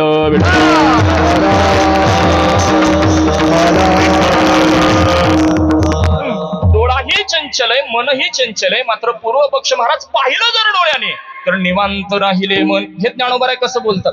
किंवा पूर्व पक्ष करता परवान घ्यायचं झालं पूरक तर तुकोबाराय बोलतात आवडे हे रूप गोजिरे सगुण पाहता मन सुखावले. अभंग चुकला काय? पाहता लोचन सुखावले. लोचन का सुखावले? अहो लोचनाने रूप पाहिलं म्हणून लोचन सुखावले. तसं ज्ञानोबारायांनी पाहण्याकरता डोळे इंद्रिय लागतात. मग देखिले तुमचे चरण निवांत राहिले लोचन. अभंग कसा हवाय? विठ्ठल विठ्ठल. अभंग बराक्षेप नाही बरं, जिज्ञासेने विचार मांडतो. पाहण्याकरता महाराज नेत्र इंद्रिय आणि ज्ञानोबाराय बोलतात देखिले. मग देखिले म्हणजे पाहिलं त्या भगवंताला निवांत कसं काय मन होतं? तर याचा अगदी लौकिक दृष्ट्याही पटवून देतो आणि तत्वज्ञानाच्या भूमिकेतूनही पटवून देतो. लौकिक दृष्ट्या जर विचार केला, एक मागं 2-3 वर्षापूर्वी एक गोळी जास्त प्रसिद्ध झाली महाराज, पॅरासिटामॉल. सर्वांच्या परिस्थिती गोळी. आता तिचा अनुभव आहे म्हणून बोलतो. आता बंदी आहे काही मला माहित नाही, उगी काही मंडळी म्हणतील महाराज ऍडव्हर्टाईज केली तुम्ही. मुद्दा इतकाच पटवून सांगायचं, एक गोळी आहे. एका गृहस्थाला महाराज ताप आहे, कणकणी आहे, डोकंही दुखतंय. 3 प्रकारचे आजार त्याला त्रास देतात. आपण एक गोळी घेतो, 3 आजारावर काम करते की नाही? जर एक गोळी 3 आजारावर काम करते तर चरण पाहिल्यानंतर मन आणि डोळा निवांत होणार नाही का? विठ्ठल विठ्ठल.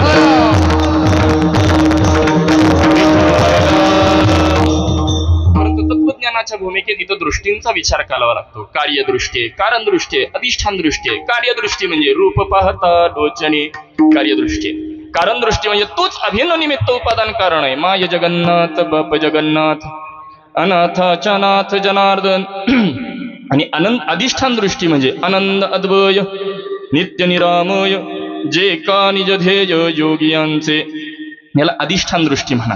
किंवा एकाच प्रमाणात जर पाहायचं झालं तर आपण तोहा विठ्ठल बरवा, यामध्ये श्री विठ्ठलाकडे पाहण्याची दृष्टी जी आहे याला कार्यदृष्टी म्हणा. हा कडे पाहण्याची दृष्टी कारण दृष्टी आणि तो कडे पाहण्याची दृष्टी म्हणजे अधिष्ठान दृष्टी. विठ्ठल विठ्ठल. यातल्या कोणत्या दृष्टीने पाहिलं महाराज? ज्ञानाची जर भूमिका घेतली तर अजातवाद सांगतात एकमेवा द्वितीयम निहणारास्ति किंचन, एकत्वाची प्रतीती येते. मग ह्या गवळणीकडे आहे तरी कोणती दृष्टी महाराज? तर तिच्याकडे भावचक्षु आहेत. आणि ते भावचक्षु द्वैतातील नसून महाराज अद्वैतातील आहेत. मी भक्त तो देव ऐसे करी. कल्पित भेद वास्तव भेद या भूमिकेतून ती समर्पणात्मक दृष्टीने भगवंताकडे पाहते. मग पाहताना स्वरूपाला पाहते, उपाधीला पाहते का अवयवांना पाहते? तर संपूर्ण सगुण सौंदर्याने न्याहाळते. यालाच आपल्याकडे भक्ती असं बोललं जातं. जगद्गुरु तुकोबाराय काय वेगळं बोलतात? सुंदर ते ध्यान उभे विटेवरी करकटावरी ठेवूनिया किंवा राजस सुकुमार मदनाचा पुतळा रवी शशी कळ लोपलिया. हे वर्णन करणं म्हणजे तरी भक्ती.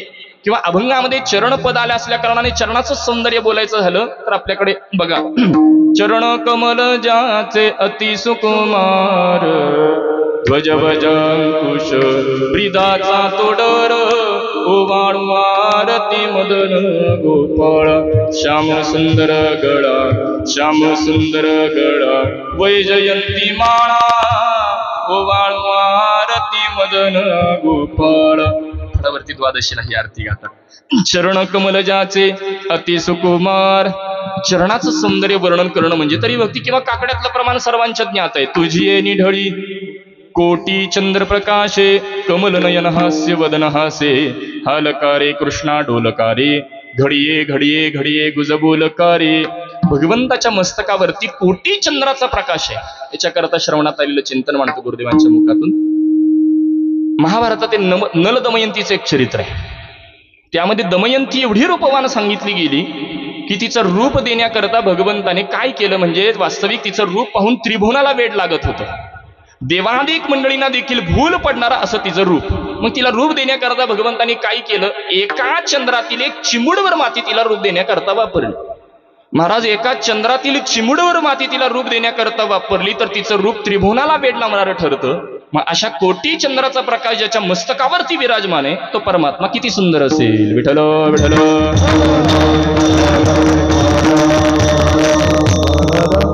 हे वर्णन करणं म्हणजे तरी भक्ती महाराज. आणखी पुढे जाऊन बोलायचं झालं तर महाराज तशी तर लक्ष्मीमाता देखील चंचल आहे. सर्व विवाह करता सर्व लोकांमध्ये ज्या वेळेला लक्ष्मीमाता फिरू लागतात तशा त्या वैकुंठ लोकांमध्ये गेलेल्या आहेत. आणि तिथं जाऊन भगवान परमात्म्याचं सौंदर्य पाहण्याकरता गेलेले लक्ष्मी माता भगवान परमात्मा शयनगृहामध्ये निवांतपणे झोपलेले असताना भगवान परमात्म्याचे चरण दृष्टीस पडतात आणि चरणाच्या सौंदर्यावर लक्ष्मी माता एवढ्या मोहित होतात की त्या चरण सेवाच करत बसतात. म्हणून पाय लक्ष्मीच्या हती किंवा नवविधा भक्तींचा विचार करा. श्रवणम कीर्तनम विष्णु स्मरणम पादसेवनम अर्चनम वंदनम दास्यम सख्यमात्मनिवेदनम पादसेवन भक्ती करता आपण लक्ष्मी मातेचा विचार करतो. अहो जर चंचल असलेल्या लक्ष्मी माता जर चरण पाहून निवांत होतात तर मन आता कोठे दावे मन आता कोठे दावे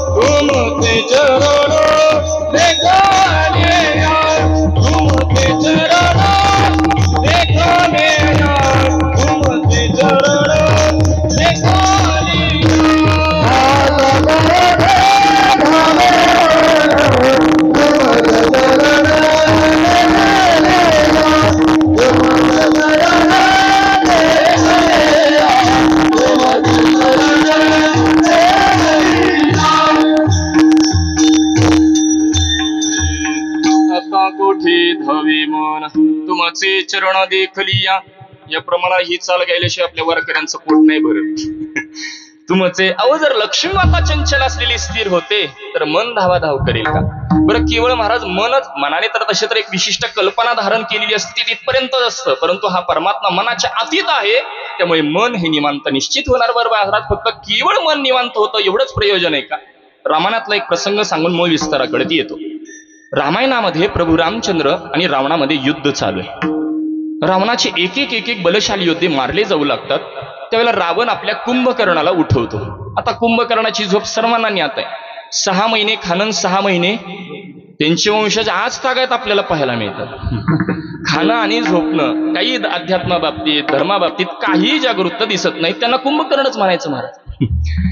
कुंभकर्णाला उठवतात. कुंभकर्ण विचारणा करतो रावणाला, मला कशा करता उठवलं. रावण सांगू लागतो प्रभू रामचंद्रांना आपल्यात युद्ध चालू आहे. युद्ध कशा करता चालू आहे. प्रभू रावण बोलू लागतो की सीतेला प्राप्त करायच्या उद्देशाने मी सीतेला घेऊन आलेलो आहे, परंतु सीता काही मला आणखी प्राप्त झाली नाही. मात्र तिला माघारी मिळवायच्या उद्देशाने प्रभू रामचंद्रांना आपल्यात युद्ध चालू आहे. कुंभकर्ण बोलू लागतो, दादा तू एक प्रकारचा मायावी आहे आणि मायावी असल्या कारणाने तू कोणतंही रूप धारण करू शकतो. मग सीतेला जर तुला प्राप्तच करायचं असेल तर सीतेजवळ रामरूप धारण करून जा, सहजच तुला प्राप्त होईल. महाराज रावणाने दिलेलं उत्तर मार्मिक आहे. रावण कुंभकर्णाला बोलू लागतो, कुंभकर्ण मी आतापर्यंत हा प्रयोग केला नसेल कशावरून. सीतेला प्राप्त करायच्या उद्देशाने ज्या दिवशी मी रामरूप धारण केलं, रामरूप धारण करताच माझ्यातला काम निघून गेला. जर रामरूप धारण केल्यानंतर काम निवृत्ती आहे तर चरण पाहिल्यानंतर होणार नाही का. विठ्ठल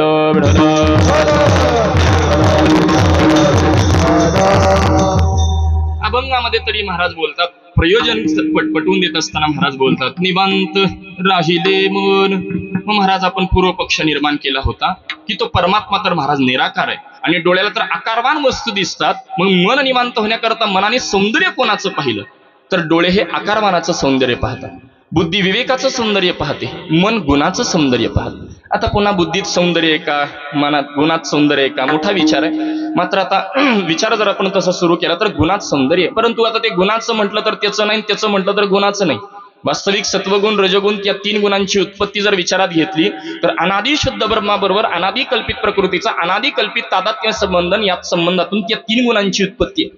बरं रजगुण तमगुण सोडून द्या महाराज, सत्वगुणात तरी सौंदर्य आहे का तर सत्वगुणात सौंदर्य आहे. परंतु त्याचं म्हटलं तर याचं नाही, याचं म्हटलं तर त्याचं नाही. कारण ज्ञानोबारे हरिपाठाच्या 3ऱ्या अभंगाच्या 2ऱ्या चरणात बोलतात, सगुण निर्गुण गुणाचे अगुण. अहो सगुण गुणाचे निर्गुण गुणाचे तो परमात्मा अगुण आहे. मग कोणत्या गुणातलं सौंदर्य मनाने पाहिलं जर चेंडू चौगुणा खेळती वाळवंटी, या तिन्ही गुणांच्या पलीकडे असणारा भक्ती रसातला खेळ खेळणारा तो एकमेव परमात्मा आहे. नवे नवे आपल्याकडे काल्याच्या दिवशी देखील बोललं जातं बघा प्रमाण, होतो तिघाचे मीवरी, म्हणजे या तीन गुणांच्या वर भक्ती रसाचा खेळ खेळणारा तो एकमेव परमात्मा आहे.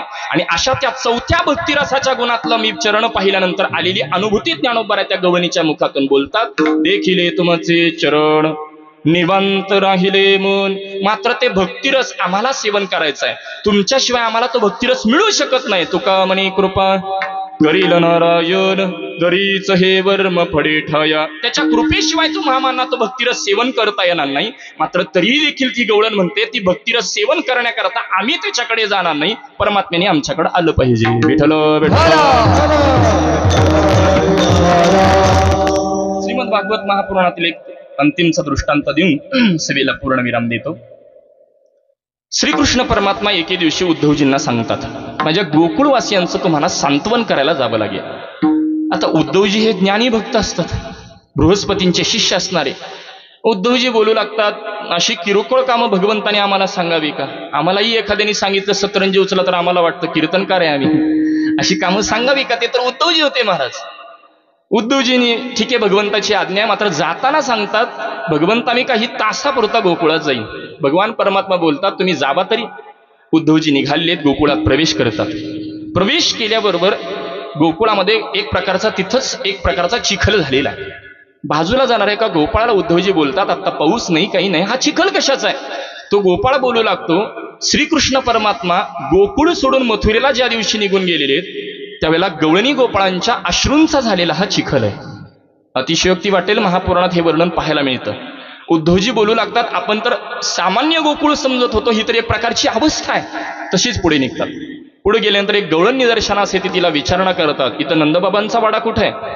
ती सांगू लागते, हा पाण्याचा ओहोळ ज्या वाड्यातून येतोय तो नंदबाबांचा वाडा आहे. त्यावेळेला उद्धवजी विचार करतात, गावातील गाव प्रमुखाचं घर सगळ्यात अट्रॅक्टिव्ह असतं. हा तर जगाचा कर्तुम अन्यथा कर्तुम असलेला परमात्मा, आणि त्याच्या घरातून अशी घाण यावी. घाण हे शब्द त्या गवणीच्या कानावर पडता क्षणी ती बोलू लागते, ते घाण नव्हे म्हणे तीर्थ आहे. कृष्ण परमात्मा ज्या वेळेला गोकुळ सोडून मथुरेला निघून गेलेले आहेत, यशोदा मैयाच्या डोळ्यातील अश्रूच थांबले नाहीत, त्याचा झालेला हा ओहोळ आहे. विठ्ठल.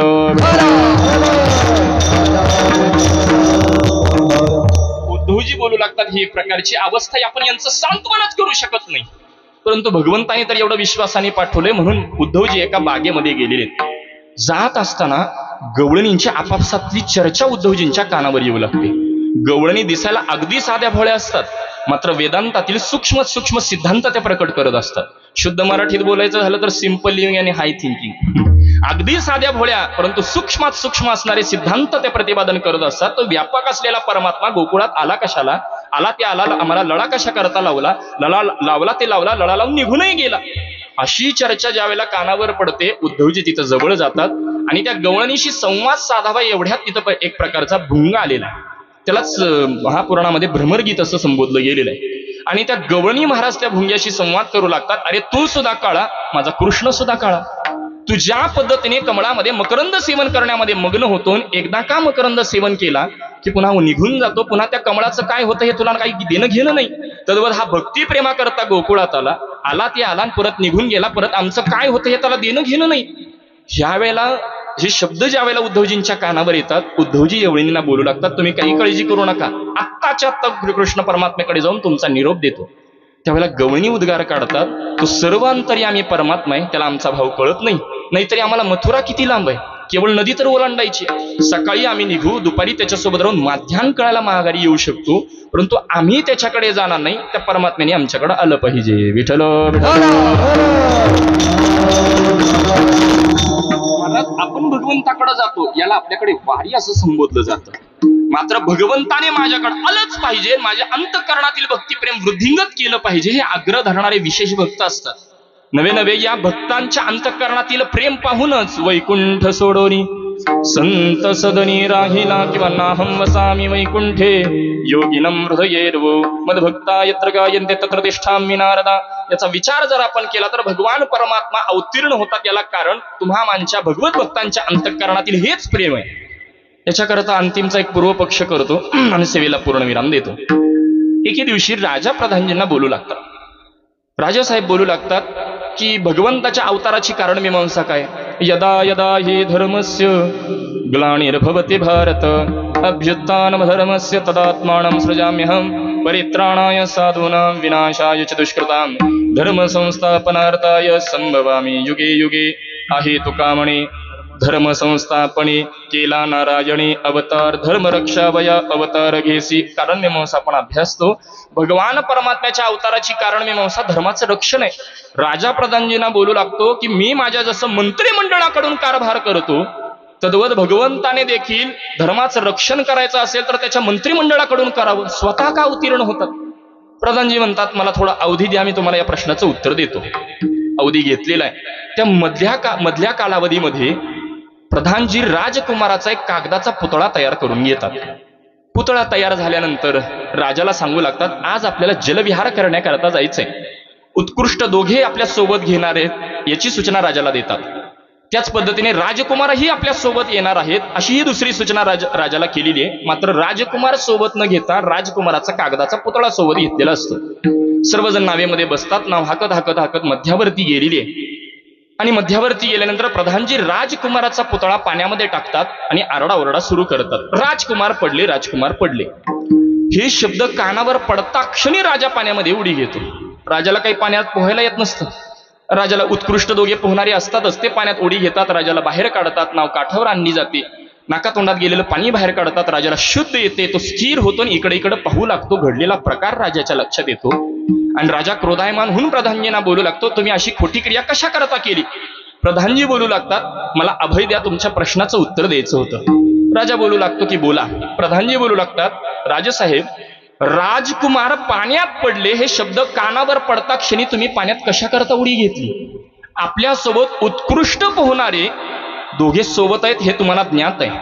नव्हे नव्हे तुम्हाला स्वतःलाच पाण्यामध्ये पोहता येत नाही हे देखील तुम्हाला ज्ञात आहे. तरीही तुम्ही पाण्यात उडी घेतली, याला कारण काय.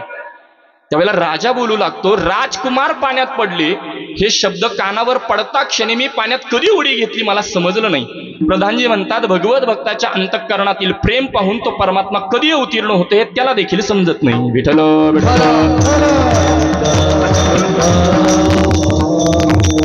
आणि त्याच भूमिकेतून त्या गवळणीच्या अंतःकरणातील प्रेम पाहून ती आता खरंच प्राण त्यागेल.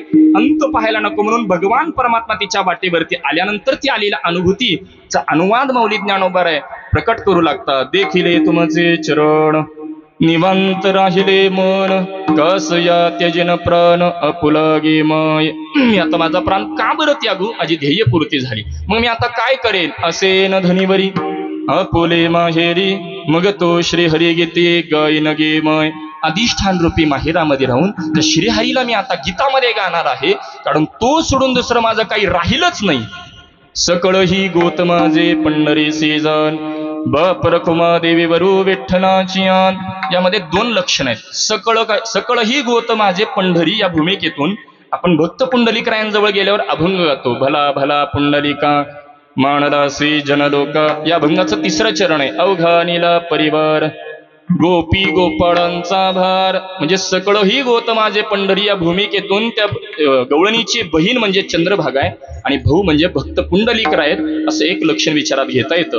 आणि दुसरं लक्षण कृष्ण माझे माता कृष्ण माझा पिता बहीण बंधू चुलता कृष्ण माझा असं सकळ ही गोत माझे पंढरी सीजान. मात्र महाराज अंतिम पूर्व पक्ष पंढरी हे पद वापरलं म्हणजे ही गवळण द्वापार युगातली एका कलियुगातली. परंतु ज्येष्ठांच्या कीर्तनात ऐकलेलं की सगळंच एका कीर्तनात सांगायचं नसतं. माझी नियोजित वेळ संपलेली आहे. अभंगाचं सार इतकंच आहे. सुंदर असा नरदेह मिळाला, मात्र भगवंताकडे जात असताना आपल्याला आवडते म्हणून त्याची भक्ती करावी, याही पेक्षा माझ्या भगवंताला आवडते म्हणून जर त्याची भक्ती केली तर तो भाव ते प्रेम भगवंताला अत्यंत प्रिय ठरतं. आणि त्यावेळेला भगवान परमात्मा आपल्या समोर आल्याशिवाय राहणार नाही. त्याकरता आपल्या अंतःकरणामध्ये भगवंताकरता भक्ती करणं हा भाव आपल्या अंतःकरणामध्ये निर्माण झाला पाहिजे. हे अभंगाचं सार आहे. झालेली सेवा तुम्हा सर्व श्रोतृबांधांच्या चरणी ज्ञानोबा तुकोबारायांच्या चरणी समर्पित करत असताना सुंदर असं नियोजन मुरबाड तालुका इथलं भजनी मंडळ, भाविक मंडळ, सर्वच गावातील तरुण मंडळी, इथली ज्येष्ठ श्रेष्ठ मंडळी, माझ्यापेक्षा ज्ञानाने अनुभवाने सर्व ज्येष्ठ श्रेष्ठ मंडळी, संयोजन आयोजन कमिटी या सर्वांना यथोचित असे धन्यवाद देतो. ज्यांच्या प्रेरणेतून हा उत्सव प्रारंभ झाला असे परमपूजनीय परमश्रद्धेय प्रातस्मरणीय गुरुवर्य श्रीराम दादा महाराज जोशी यांच्या कृपाशीर्वादातून प्रेरणेतून हा उत्सव गेली 27 वर्ष हे 28वे वर्ष आपण संपन्न करत आहात. मोठ्या उत्साहामध्ये हा उत्सव संपन्न होतोय आणि याला अनेक महान विभूतींच्या पदस्पर्शाने पावन झालेली ही जागा आहे, अशी ही भूमी आहे. आणि अशा उत्सवामध्ये माझ्यासारख्या सर्वसामान्याकडे ही सेवा सोपवली याला कारण परमपूजनीय परमश्रद्धेय गुरुवर्य प्रमोदजी अण्णा जगताप, म्हणजे आम्ही त्यांना अण्णा असं बोलतो आदराने, त्यांच्या आज्ञेने ही सेवा माझ्यासारख्या एका सर्वसामान्याकडे सोपवण्यात आली म्हणून कीर्तनाकरता इथं उपस्थित आहे. वास्तविक मी सुरुवातीलाही बोलून गेलो की पूज्यश्री अण्णा हे अष्टपैलू व्यक्तिमत्व, त्यांच्या समोर कीर्तन करावं म्हणजे मोठा. आता आपण बोलून गेलो की ज्या पद्धतीने एक अण्णा आपल्याकडे एक अनुभव सांगत असताना, एक पाऊस सुरू झाला एका ह्याच्याबद्दल व्याख्यान करत असताना आबांसोबत, त्यावेळेला लगेच अण्णांनी प्रमाण किती सुंदर दिलं. आजी दिवस सोनियाचा वर्षावाचक प्रमाण दिलं होतं अण्णांनी. आजी सोनियाचा दिन वरी वर्षे अमृत घन असं प्रमाण दिलं. म्हणजे वर्षा म्हणजे पावसाच्या रूपाने तो आनंद, तो महामानकडे, म्हणजे ही जी समय सूचकता आहे. नवे कोणकोणत्या कीर्तना करता गेल्यानंतर कोणकोणत्या पद्धतीचं आपलं वर्तन असलं पाहिजे, कीर्तनात कसा आपण शुद्ध संप्रदाय टिकवला पाहिजे. तरुणांना आता अण्णांच्या कायम भाषणामध्ये आपण जर पाहिलं तर आता दुपारी श्रद्धेय महाराजांचं प्रवचन झाल्यानंतर अण्णा बोलत होते की आमचे परममित्र आहेत. आता अण्णांचं वय जर पाहिलं ना आमचं वय जर पाहिलं तर आम्ही मित्र नाही ठरू शकत, परंतु अण्णांजवळ कायम तरुण रमतात महाराज. आता आदरणीय निळोबा आहेत, शशीभाऊ असतील, आता श्रीकांत दादा असतील, ही आमच्यासारखी ही तरुण मंडळी, साधक मंडळी अण्णांजवळ रमतात. याला कारण अण्णा मित्रासारखं प्रेम देतात, कधी गुरुप्रसंगी कानही धरतात असं अण्णांचं व्यक्तिमत्व आहे. आणि त्यांच्या समवेत ही कीर्तनरूपी सेवा माझ्यासारख्याकडे सोपवली म्हणून पूज्यश्री अण्णांच्या चरणी विनम्र भावाने वंदन करतो. सेवेकरता आवर्जून उपस्थित ज्ञानोबारायांच्या ज्ञानेश्वरीचं उपासना पद्धतीने सर्वांना आदर्श घालून देणारे म्हणून श्रद्धेय हरिभक्तीपरायण कोष्टी बाबा इथं उपस्थित आहेत. श्रद्धेय हरिभक्तीपरायण पराग महाराज असतील, निळोबा दादा असतील, सर्वच ह्या परिसरातील सर्वच पंचक्रोशीतील टाळकरी वृंद, गुणीजन गायक, मृदंग वादक सर्वांना यथोचित असे धन्यवाद देतो. झालेली सेवा तुम्हा सर्वांच्या चरणी मी ज्या फड परंपरेमध्ये, साधू परंपरेमध्ये जन्मलो श्री गुरु आंबेकर उर्फ आजरेकर फड परंपरेच्या चरणी ही सेवा समर्पित करतो. आणि सेवेला पूर्ण विराम देण्यापूर्वी एखादा जर अपशब्द गेला असेल तर माझ्या बुद्धीचा दोष समजावा. पायाच्या प्रसादे काही बोलिलो विनोदे, मज क्षमा करणे संती, नो हे अंगभूत युक्ती, नो हे हा उपदेश, तुमचे बडे बडे लोशेष, तुमच्या कृपेचे पोसणी, जन्मोजन्मी तुक म्हणे ज्ञानोबा माऊली तुकाराम.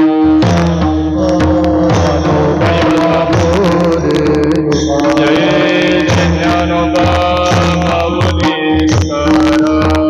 ज्ञानोबा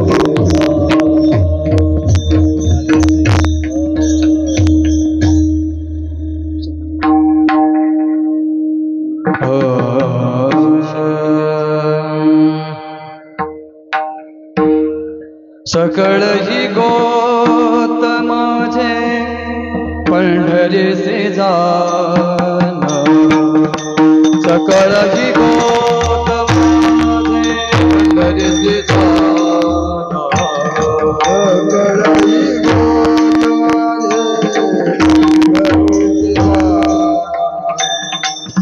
सकळ ही गोत माझे पंढरीसे जाण, सकळ ही गोत माझे पंढरीसे जाण, सकळ ही गोत, सकळ ही गोत माझे पंढरीसे जाण, सकळ ही गोत माझे पंढरीसे जाण, सकळ ही गोत माझे पंढरीसे जाण. रघुमादेवीवरा विठ्ठलाचे रघुमादेवीवर विठ्ठलाची आन असेल धनी बरी आपोले असेल धनी बरे आपोले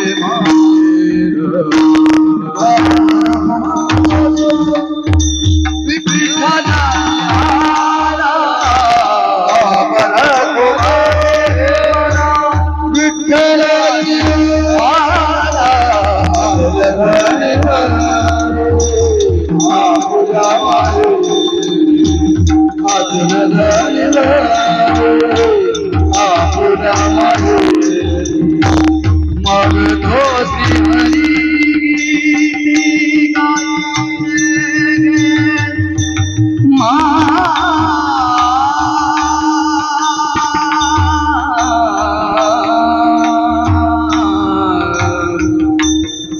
मग तो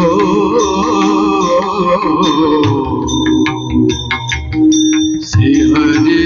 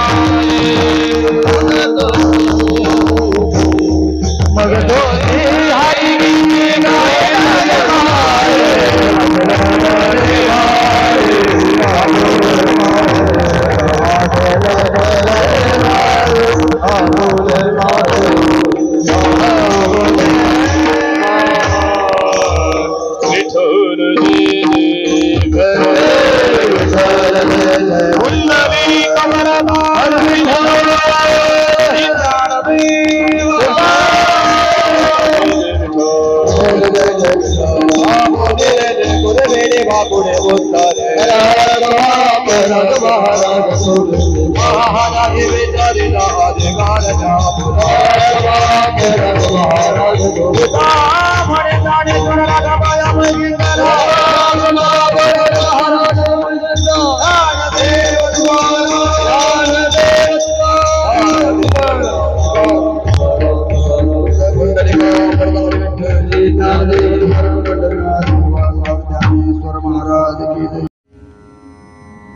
गोष्टी महाराज हे यूट्यूब चॅनल आजच सबस्क्राईब करा. बेल आयकॉनवर क्लिक करा. शुद्ध सांप्रदायिक चाली, कीर्तनं, प्रवचनं, कथा, पारायणं असे वारकरी संप्रदायाशी संबंधित व्हिडिओ पहा. आपणही पहा आणि इतरांनाही आग्रहपूर्वक सांगा.